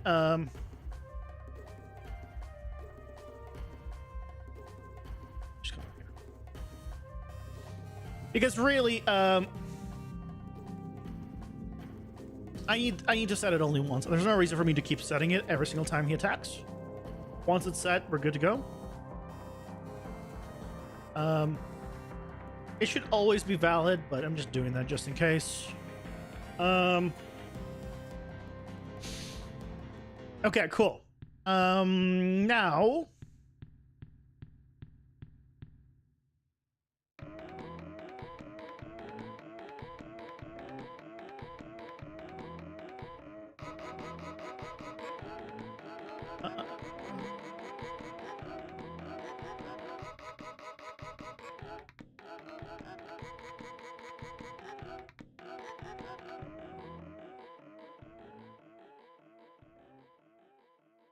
This is all good. Where's the...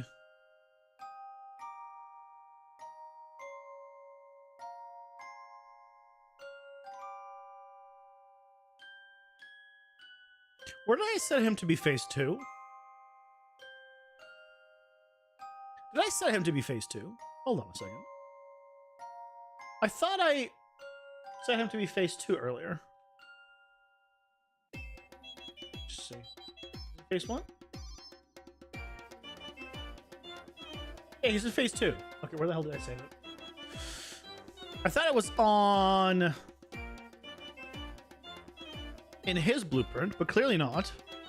What am I doing in his blueprint?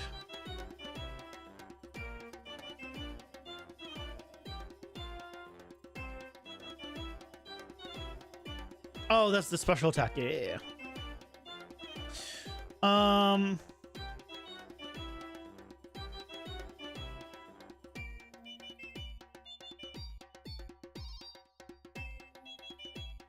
It's not on Blackboard that I said it.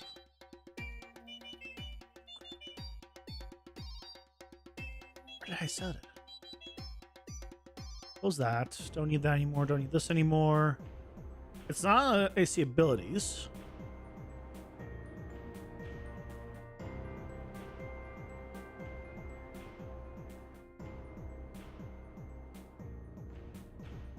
I can't modify the face here. Oh dear God, what the hell did I do before? It was literally earlier this stream. It's Monday. Can I use that excuse? Can I use the excuse that it's Monday?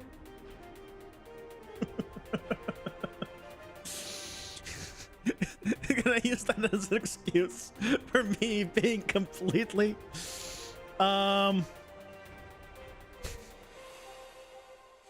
shit. Oh,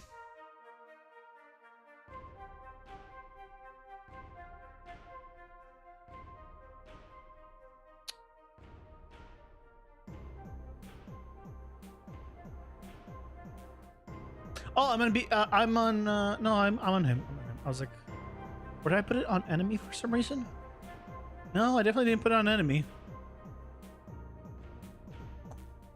I remember doing it. I remember doing it on a. on begin play. If I didn't do it here,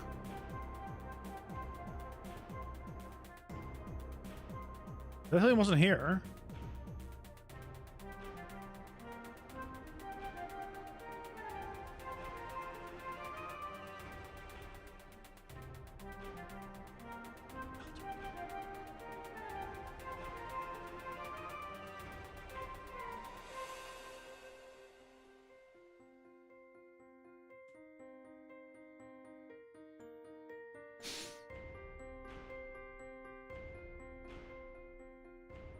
Why did it ask me to check or index every single time?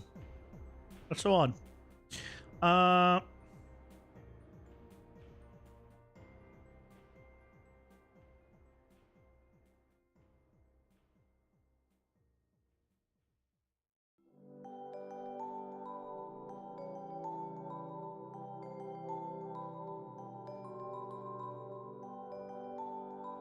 Yeah, index all again. Well, how's it going?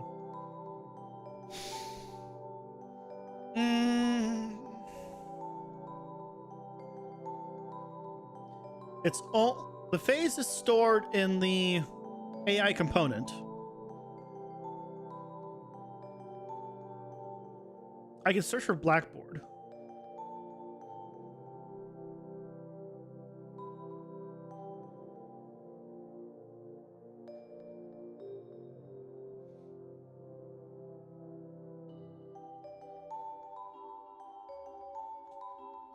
That might be better.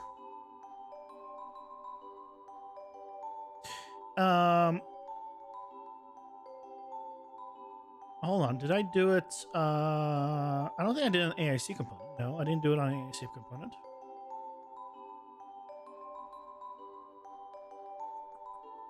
So it's not here.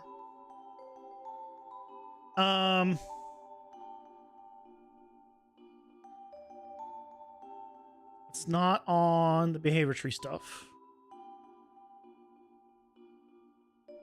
On the projectile attack, we're checking. Yeah, we're checking if we're in what phase we're in. And it's -1, so it should go to 0. It should go here.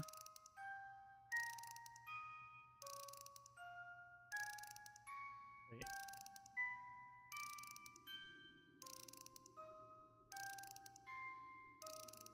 Oh my god, he is in phase 1.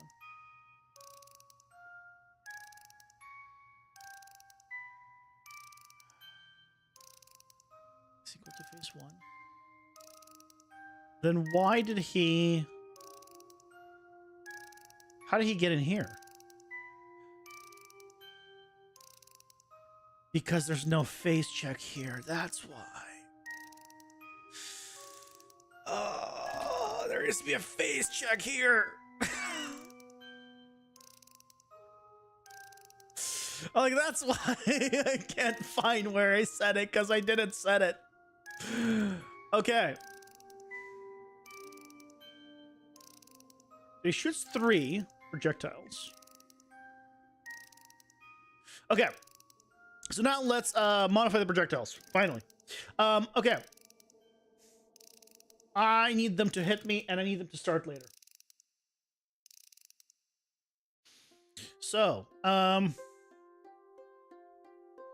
right now, the spawn location is 44, but I need to have this be a value I can control.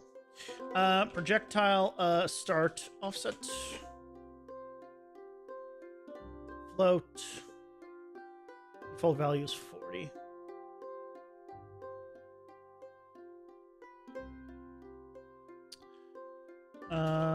Start offset, so that nothing else is broken. But now here I can be like 100.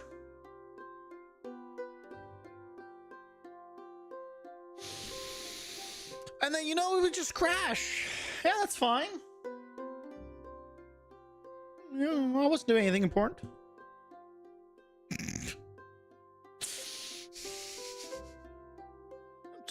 fine.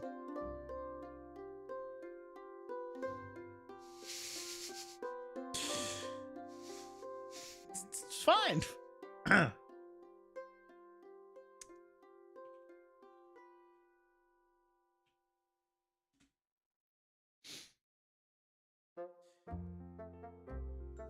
I've been saving a little more. I've had more crashes today than usual.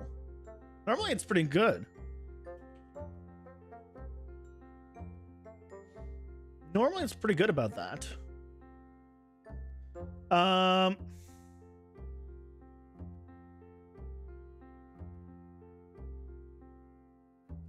100. Enter. Good. We didn't crash from that. I put in a number last time and you decided to like say no.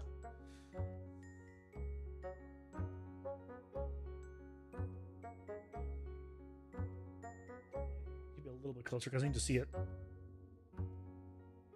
A little more. He's a big boy. 200.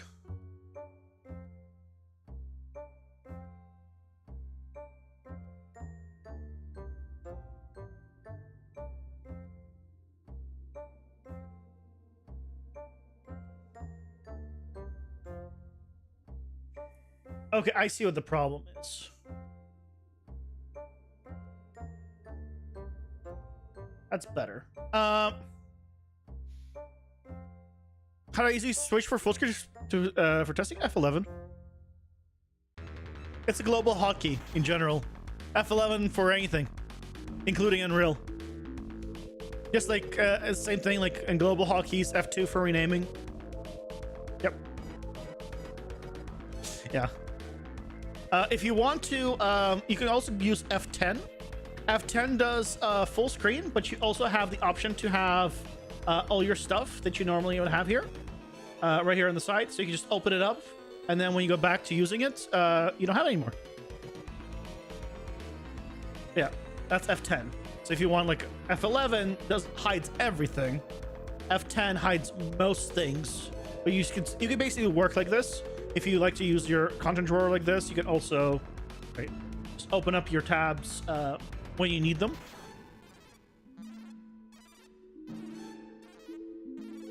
Very handy. I tend to use F11 because usually like I'll just go full screen. Yeah, with the browser you don't really use it very much, but most people know about it. But yeah, really handy in Unreal as well.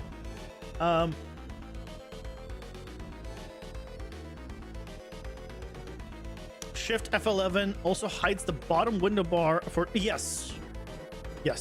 Hello, Mickelson. Welcome in. How's it going? Hope you're doing well. I have found, at least I haven't tried it in 5.4. The last time I tried it, I think was 5.2 or 5.3. Good night, Robert. Thanks for stopping by. You get a good night's rest. Yeah, if you have the taskbar, you can basically have it go over the taskbar.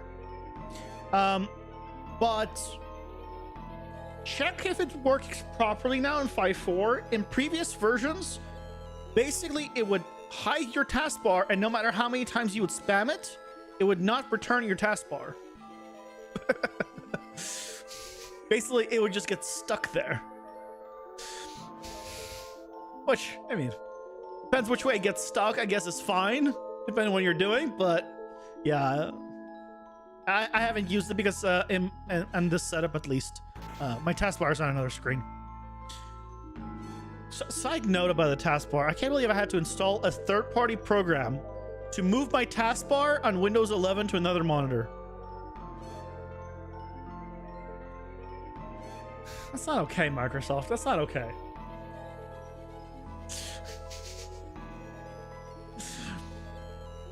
Okay. I think his projectile's in a better spot now. I need to... What do you mean?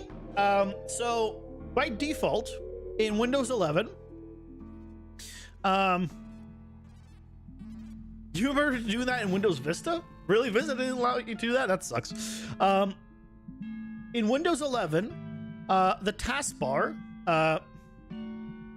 basically allows you to have it on every single monitor or only on your main monitor.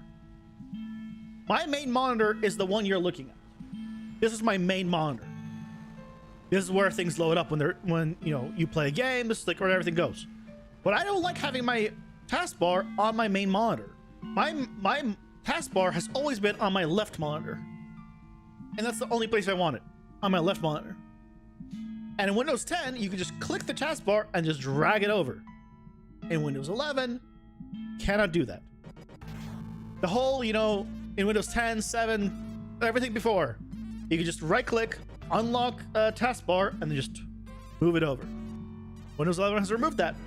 So I had to get a third-party program to do that. To just put it on another monitor. It's so stupid.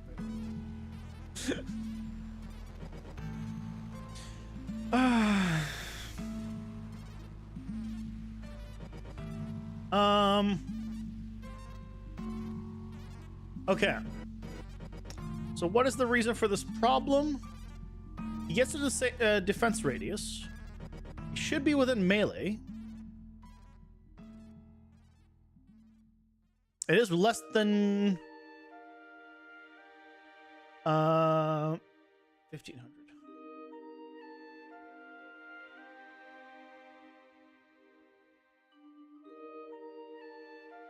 Oh, I remember why I have these checks. Is because they jump to the player. Or basically the player location, and if the player happens to be really far away, you should not be able to jump right across the entire world. That's why I had these checks. So I'll put them back. So that's now 1,500. Are we gonna be fine now on?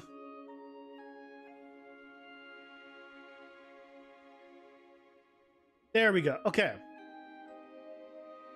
He's not going far enough.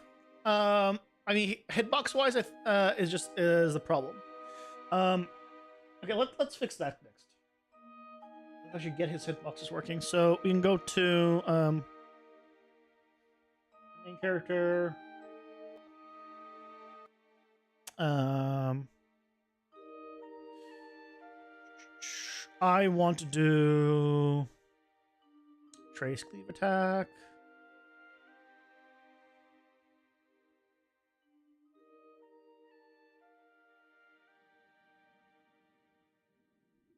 That's the one.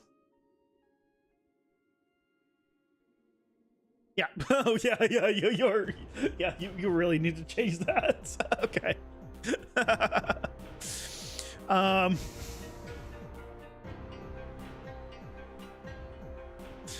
Okay, your bites, minimum range will be like 200, max range will be like 400, radius 200.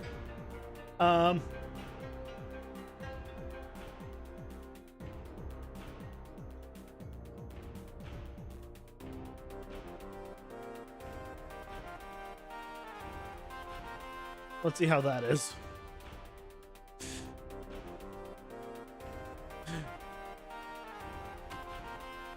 That's better. It could be a little bit further. Now, why does he not go as far as I would like? That's the other thing I want to figure out. It's because of his hitbox, isn't it? If I was to change your capsule size here to like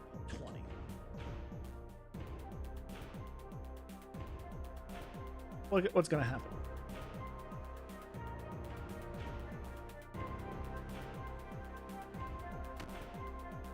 No, so that's not why.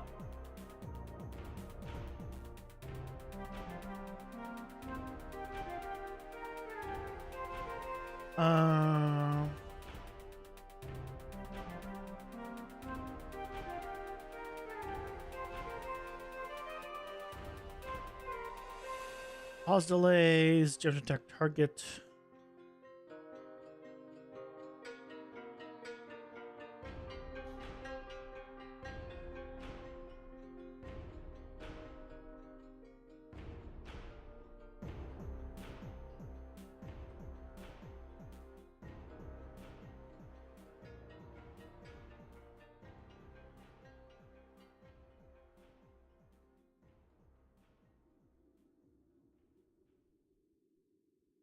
Hmm?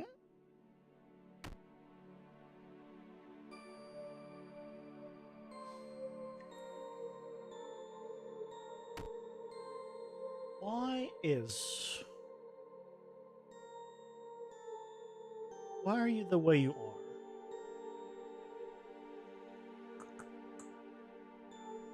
Why are you the way you are?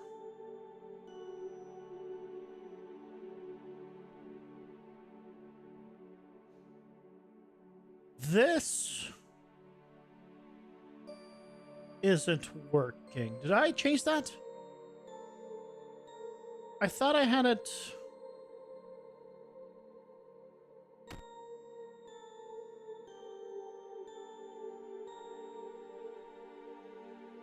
Okay, let's find out. What's going on?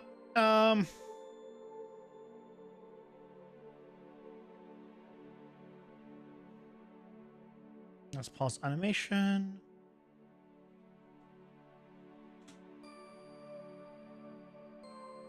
Well, have you guys found where your comments are being deleted or removed after you save and you reopen the project? That's been happening to me, and I don't like it. But it's only mostly been happening inside of PCG. I don't know if it's a me thing or not.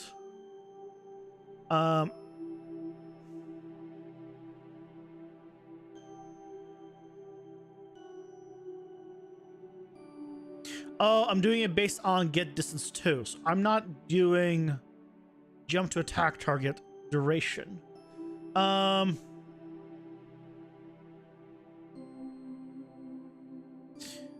doing based off the jump duration. Okay. Got it. So if I wanted to,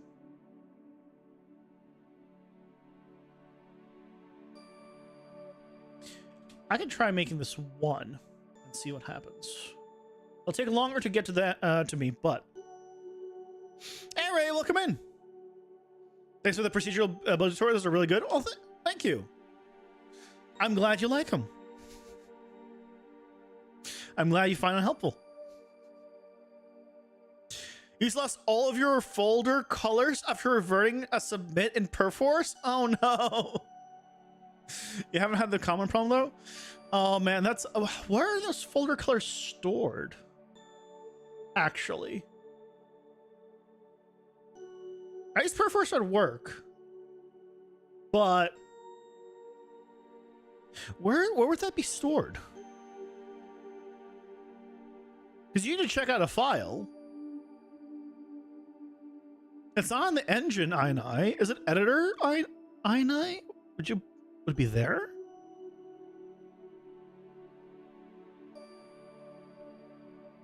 I'm just gonna live with beige now. What I'd recommend is just using favorites. Honestly, like I set some colors up, but really just use favorites. It's so good. My camera's slightly blocking it, but if I did this,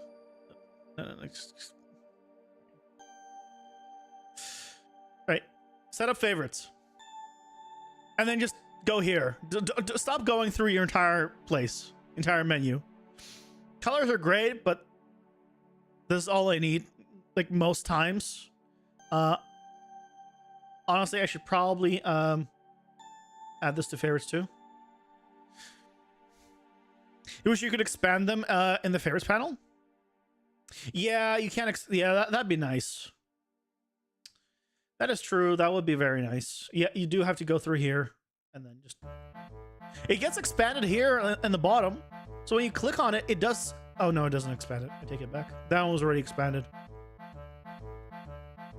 Yeah. it selects it, and then you can expand it yourself down below. You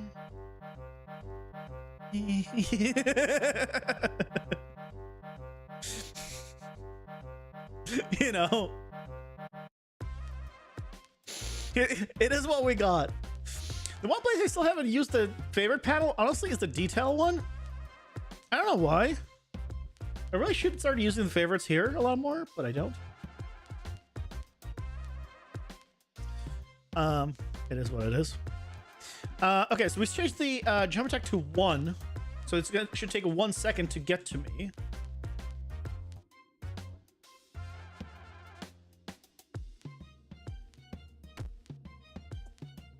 Yeah, so that's not as good because obviously he's going to be jumping higher. If I made it really quick by doing a 0.2, I'm curious why he doesn't go all the way to me.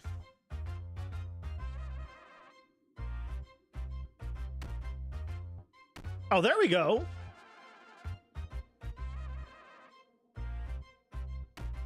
No, never mind. I take it back. I mean, it's fine as long as he hits me. You didn't know there were favorites there? Yeah. I'm pretty sure. Yeah, if like on mobility, a right click, add to favorites. Transform. You can't add this one to favorites. Well, like static mesh, right click, add to favorites. Right there. And now static mesh is like up here. And you can remove it from favorites. It's a little weird.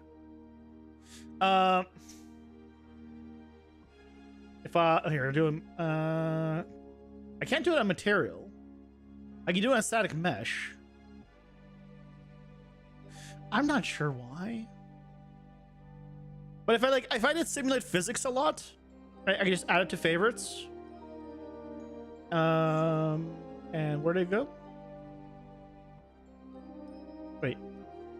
Not moving it. Is it broken in 5.4?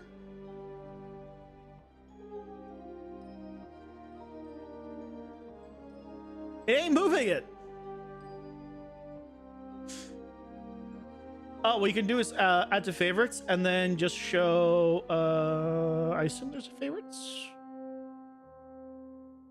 No.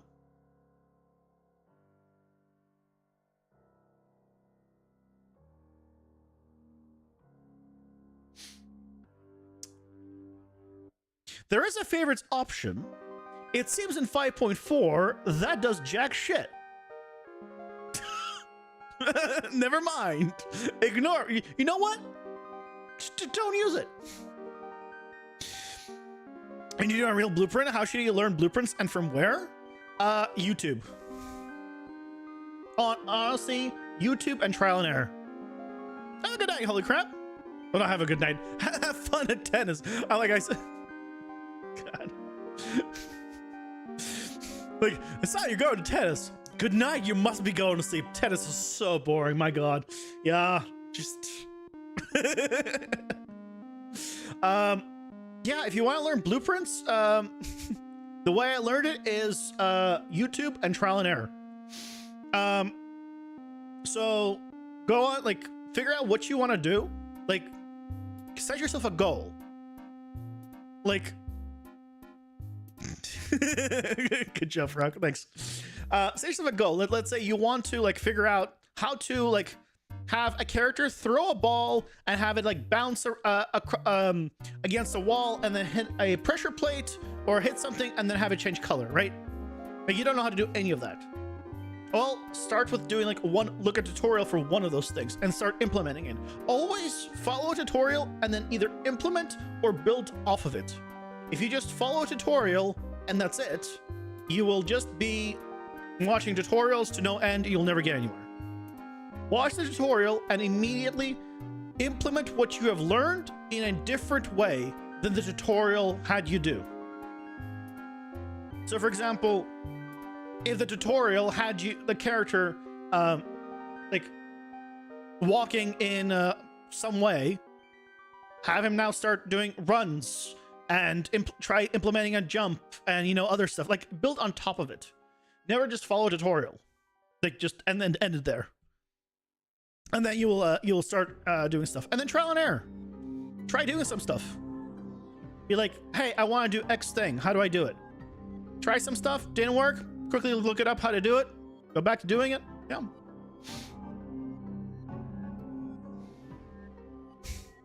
That's one of the advanced features to look forward to. Yeah, favorite. I mean, in 5.3, the favorite levels wasn't working. Like, this wasn't working. This at least now is fixed in 5.4. Thank goodness. Because in 5.3 you could add things to your favorite level, but then when you reload it Unreal, this was just clear. Not very useful. Not very useful. Oh, you know what I can do? I can do an offset. Oh, why is this offset to -100?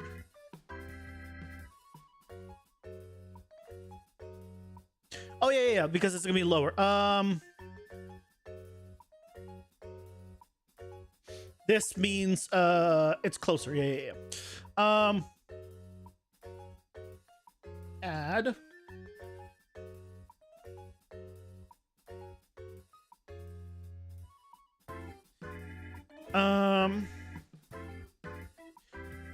Jump attack.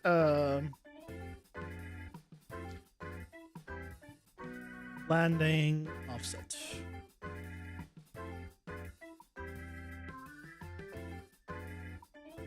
Epic doesn't know where that data is stored either. I mean, I don't know where that data is stored. There's a lot of stuff that is really odd. I don't know if you guys have ever had there's something that happens in Unreal, and this happens I think in 5.4 as well, because I think I had it since I converted it, where all of your textures all of a sudden display 64, no matter what resolution they're actually at. They'll just refuse to go higher, and that's in editor, when you open the textures, when restarting, everything. Like,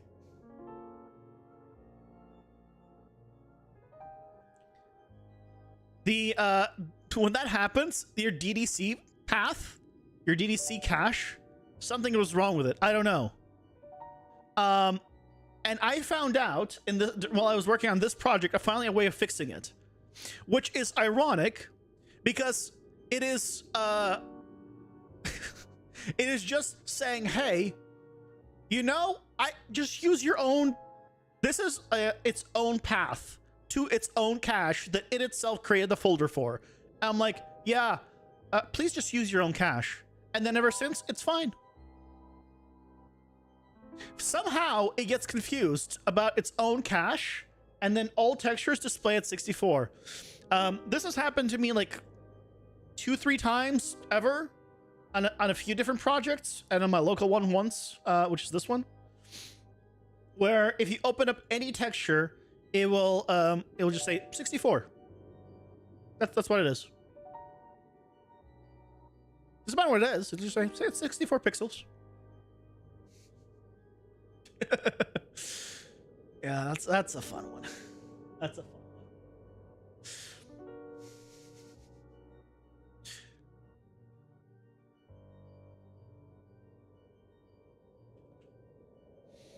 I'm gonna change the offset here to be like 100 higher. If I have him end a little bit higher at the jump, he theoretically should be able to go further. 64 pixels sounds like enough. What?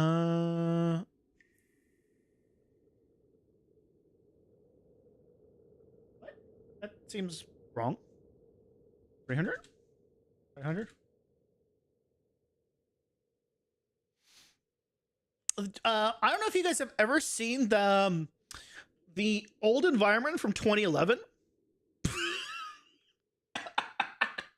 500 is too high.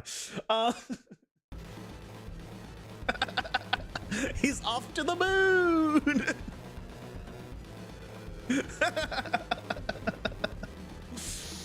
There's an old environment from 2011 that someone did that was done. There we go.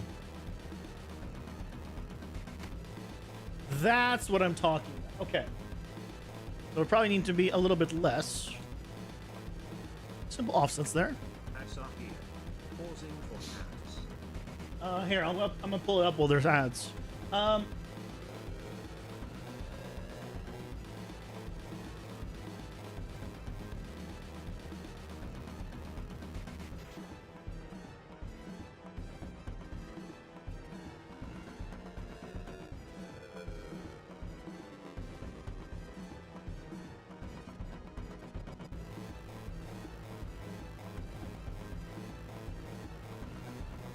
Generally speaking, it was two textures. One is the texture and two is the normal map. So fair, two textures. But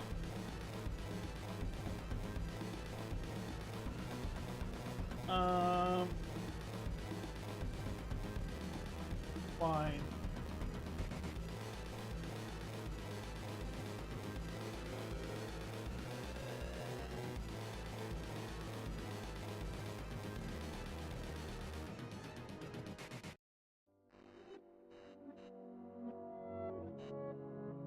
Video of it.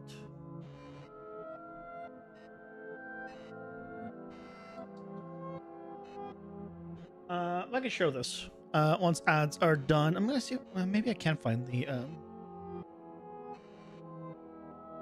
really quick. Can I find the texture or the video?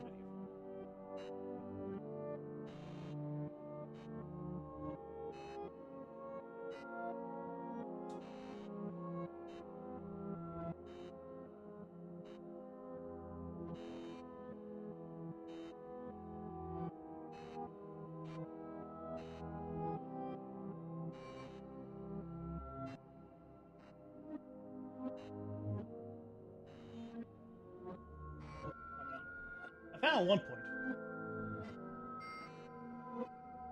Okay, let me show you guys this environment. This guy's great. This environment is done with a texture and a normal map. The texture is 256 by 512.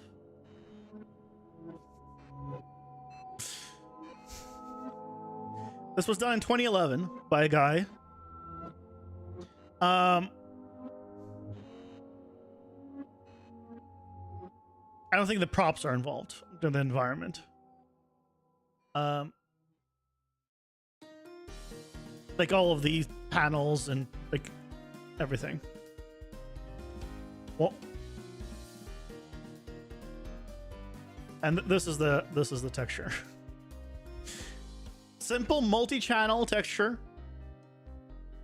The red channel is his texture. The green channel is based in AO with all the details of everything he needs. The blue channel is all of the like, right, all the little paneling, the numbers, everything else. Alpha has more information like the grids and stuff. And he put in in fact he put something in the blue channel of the normal. Even he put in more masks here. This is so good. And this is something that I have been trying to explain because I work in virtual production. I work on those big LED walls. I'm technically in you gotta go now, guys? Well, have a good night. Yeah, this is basically is it trim sheet? No, trim sheet is different, right? Trim sheet is when you have multiple on one.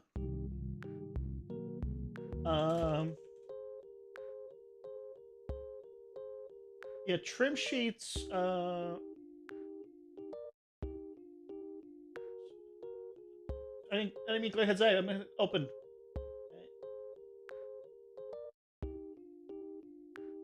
Trim sheets are more like this, where you have like this is the. I guess it is in a sense it is a trim sheet.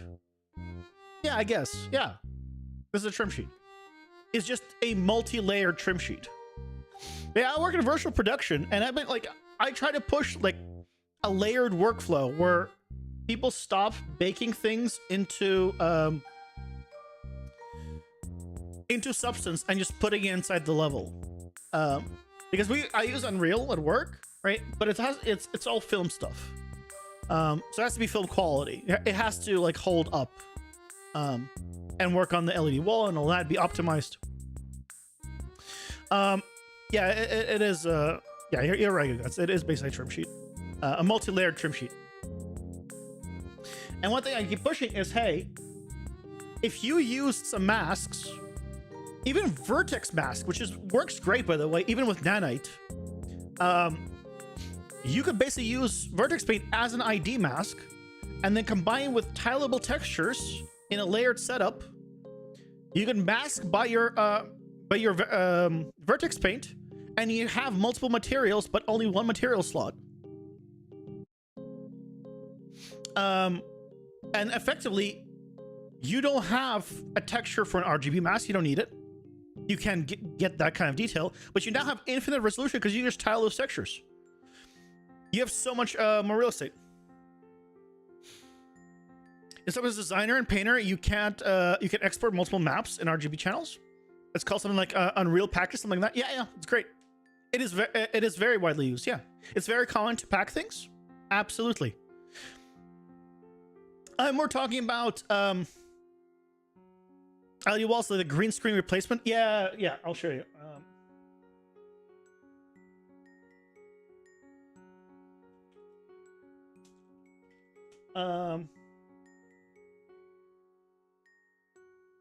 Yeah, so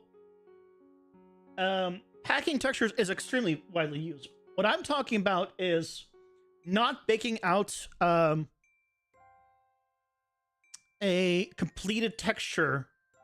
Like, let's say you're making a table with a wooden top and metal legs, right? Two different materials on it.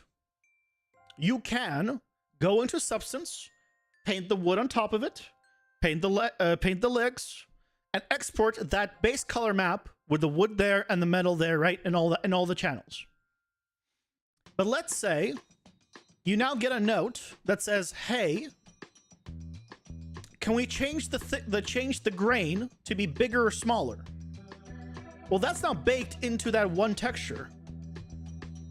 Okay, well, now you have to go back in Substance and change it, and then export it again. Or you can use vertex paint, for example, mask the legs with with like the red channel. The default can be the top, the wooden top, and then you can just say, "Hey, I'm going to take this wooden texture and I'm going to tile it on there," and then we can control that dynamically. We could change the roughness, we could change everything dynamically, and same thing with the metal because it's masked. They're completely independent of each other, but they're in one material slot, so it's not any more expensive. You don't have the extra cost of multiple material slots, right? And now you're no longer resolution based. You can have as much resolution as you want because you can just tile it more if you need to. And you can put any, like, if you want like micro detail, you can also put like layered stuff on top of it that only affects then the wood or only affects the metal. That's what I mean.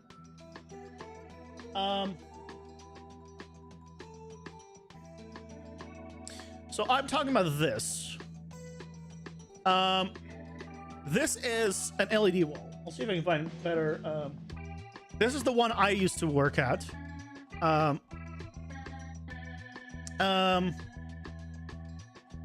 And this is like literally a giant LED wall. Yeah, like huge.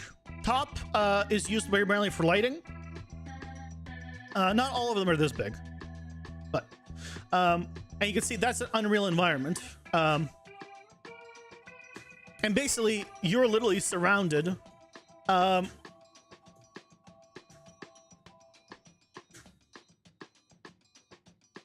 You're literally surrounded by LEDs on all sides. It lights you. It is your lighting scenario. So you automatically fit into your environment. So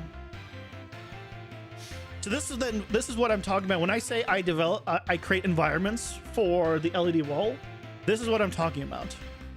The environments are, so instead of a green screen, right? So the actors and the physical props are all built here, right? And then they shoot. But instead of a green screen, is the actual environment. And so, right, you need to blend between the physical and the practical. Like all that happens on stage before shooting begins, and then through the camera, you can't tell there's a scene. Relighting chroma key scenes was a nightmare. Yeah, the color stuff is hell. I don't. That happens even where I in virtual production and all that, where occasionally they'll be like, well, every camera, every physical camera that captures something has its own, effectively a LUT, right? It looks different from camera A to camera B to camera C. And a lot of times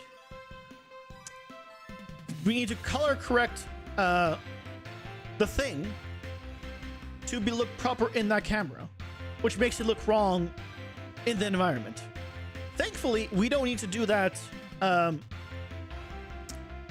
like as we're building it, because then it would be impossible.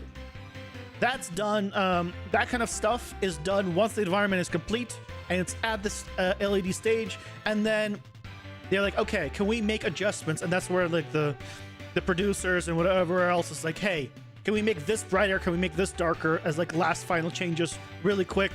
And then like, okay, cool. This is how we're going to do it. And then you go in. And keep in mind that right now you're seeing this, right, it's just static.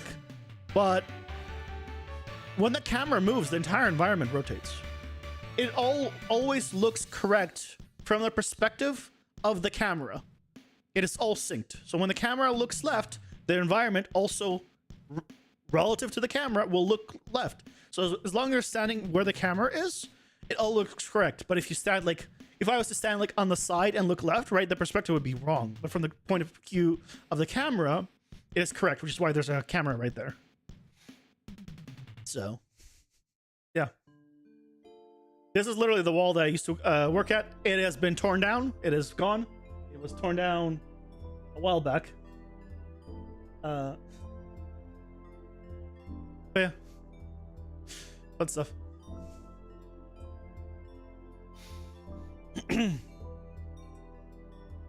Does the scene automatically do depth of field to simulate deeper? So no. We cannot do actual depth of field because that would be impossible.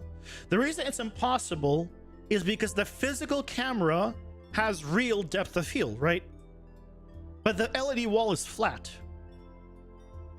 right? Obviously. If we were to add any sense of depth of field to the environment, it would also stack on top of the natural depth of field of the camera, making it look incorrect. So there's no way of getting depth of field of the physical camera to also work with the depth of field of the actual thing. So it's always a tiny bit blurry, that the LED wall. It can never be truly in focus. If you made it truly in focus, you would see a I think it's a moire pattern, or it's I don't remember if it's a moire pattern or flickering or just something. I know at the when you go at certain angles, you start seeing moire panels patterns. But it's very cool, like the tech and everything. But yeah, it's basically, yeah, it's all the always are a little bit blurry. I have a good one to guts. Thanks so much for my. Yeah, it's really late. Get some sleep. Try 175 here. So, yeah, it's cool stuff. Why are you going so far at 175 but so little at? Oh, it's because you're jumping not too far. I know what's going on. It's the ground friction. no, you're fine. Like, I just always tell people, if I didn't want to like communicate with you guys in chats, and I want to like completely 100% focus on what I'm doing, I wouldn't be streaming. Just right. It's as simple as that. If my only goal was to like focus down and be like, hey, let's just work on this game, then why am I streaming? So yeah, don't feel bad about it. If it's something I'm like, I don't know, like, cool, like, yeah, I'll answer, give you 5 seconds, and then, you know, move on. I'll give you 5 seconds and move on. But otherwise, like, if it's something like I enjoy and I, you know, I'm passionate about, and I have no problems chatting about it.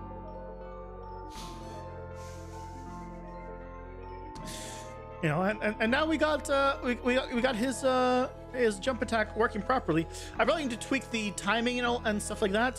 He's like chasing me right now, and he chases me until I get probably a little too far away from him. Probably need to change the distances there. So yeah, don't feel bad about that at all. Let's do like 12. Let's go back to 1200.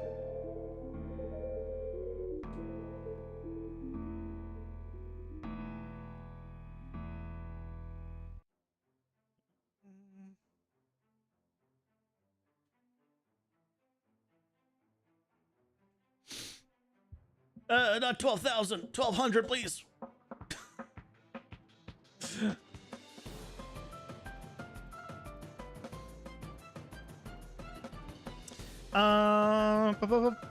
And then we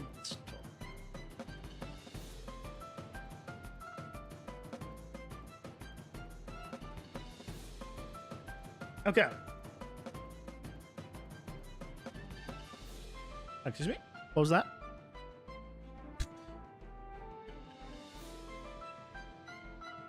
I need to... What is your distance at there? That's what I think I need to know.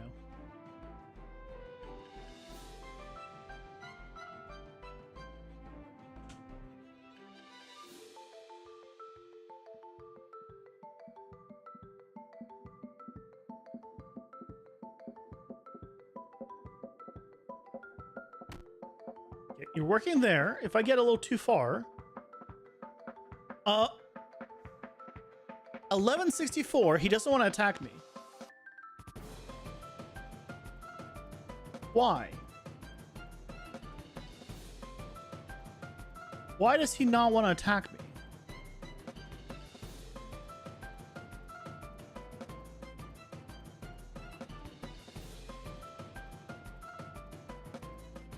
It's less than 1,200.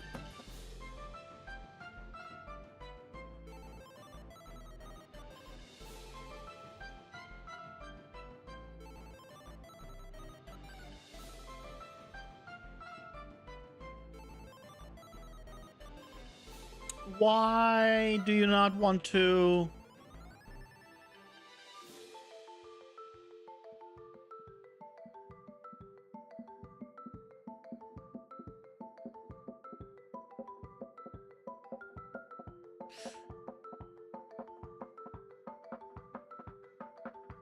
What?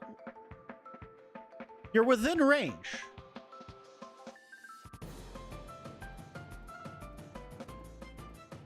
You're literally within range.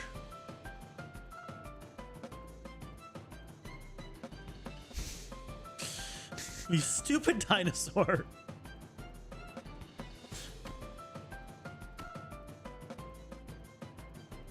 Okay.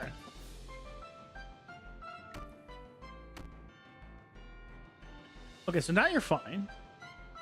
You're fine now? Okay.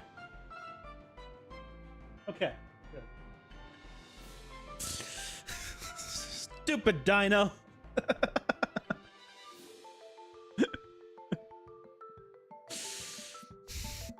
Okay. Looking good. The only thing that we need to tomorrow we'll probably figure out a better way of doing I need him transitioning to ranged a little bit sooner probably.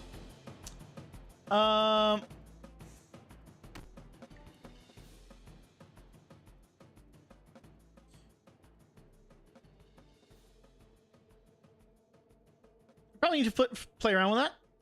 I do like the ranged. It's currently coming out of the right place. We've added an offset, but he's hitting above our head basically. So we probably need to just modify the hitbox of these to be bigger. Honestly, I can do that right now.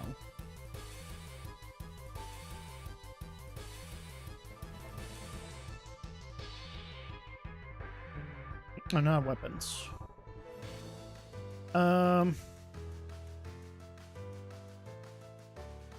Projectile.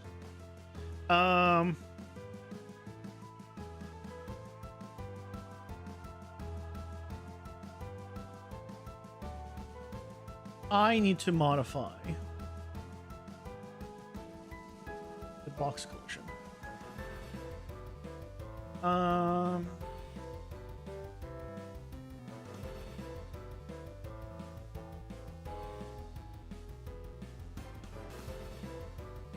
That's honestly better in general. I made like 100.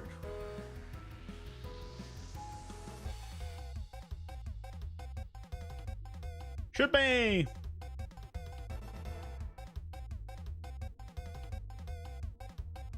Really? Still? You're shooting that much? Yeah, you're really that much higher than me.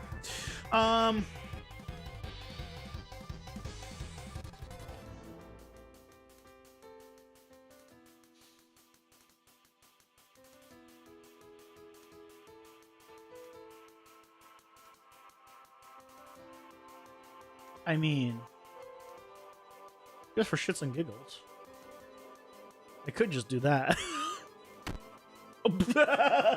He hits himself.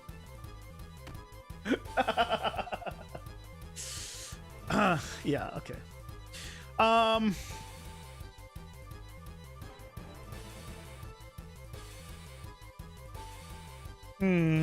Okay, I'll need to think about how I want to do this. He is the tallest enemy we have, and right now it's being shot out flat. It's not being shot out downwards. Because if it's shot downwards and you like you're right next to him, he'll just shoot down, and it's really weird. It should be outwards, but yeah, I might need to change some.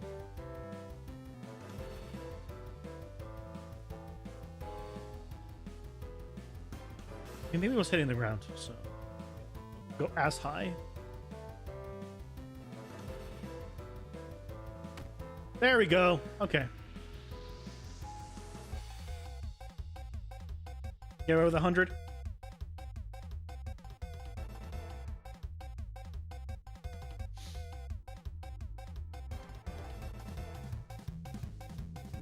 No.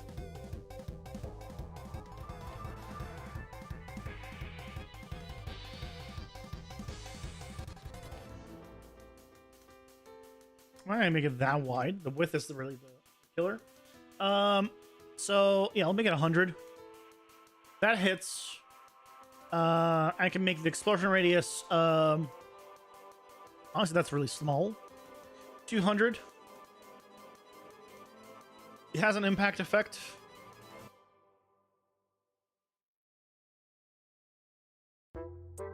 So we should be good now.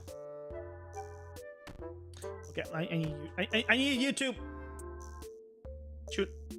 Yeah, okay. I need to modify the impact effect to be bigger, but that's fine. I just need to check. I don't think I have that exposed. I'll probably need to expose it as an option for the impact effect radius, and then we can use that impact effect.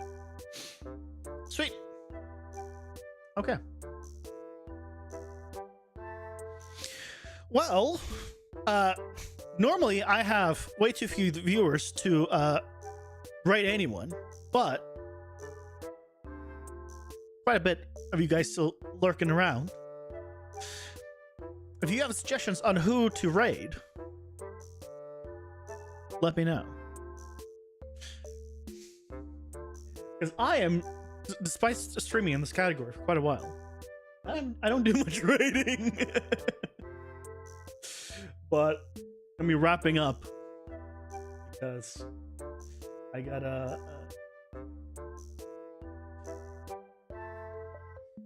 I gotta go because it's late already. Let me see if I can find someone.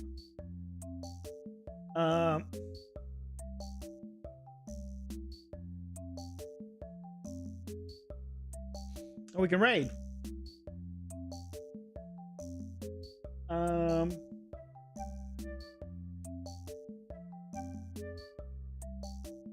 Anyone doing Unreal? Oh, there's some people doing Unreal. There's one other person doing Unreal.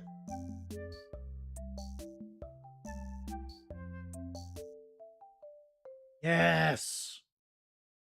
Yes. Okay. Okay. I found someone. Hopefully they're good. Okay, guys.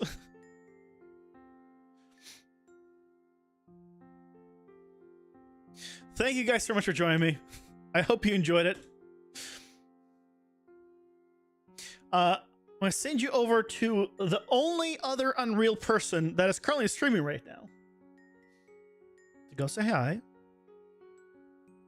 Twitch raid. I don't even know how to do YouTube stuff. I'll be honest. But here's the link on YouTube if you guys want to also come on over. But thank you guys for joining me.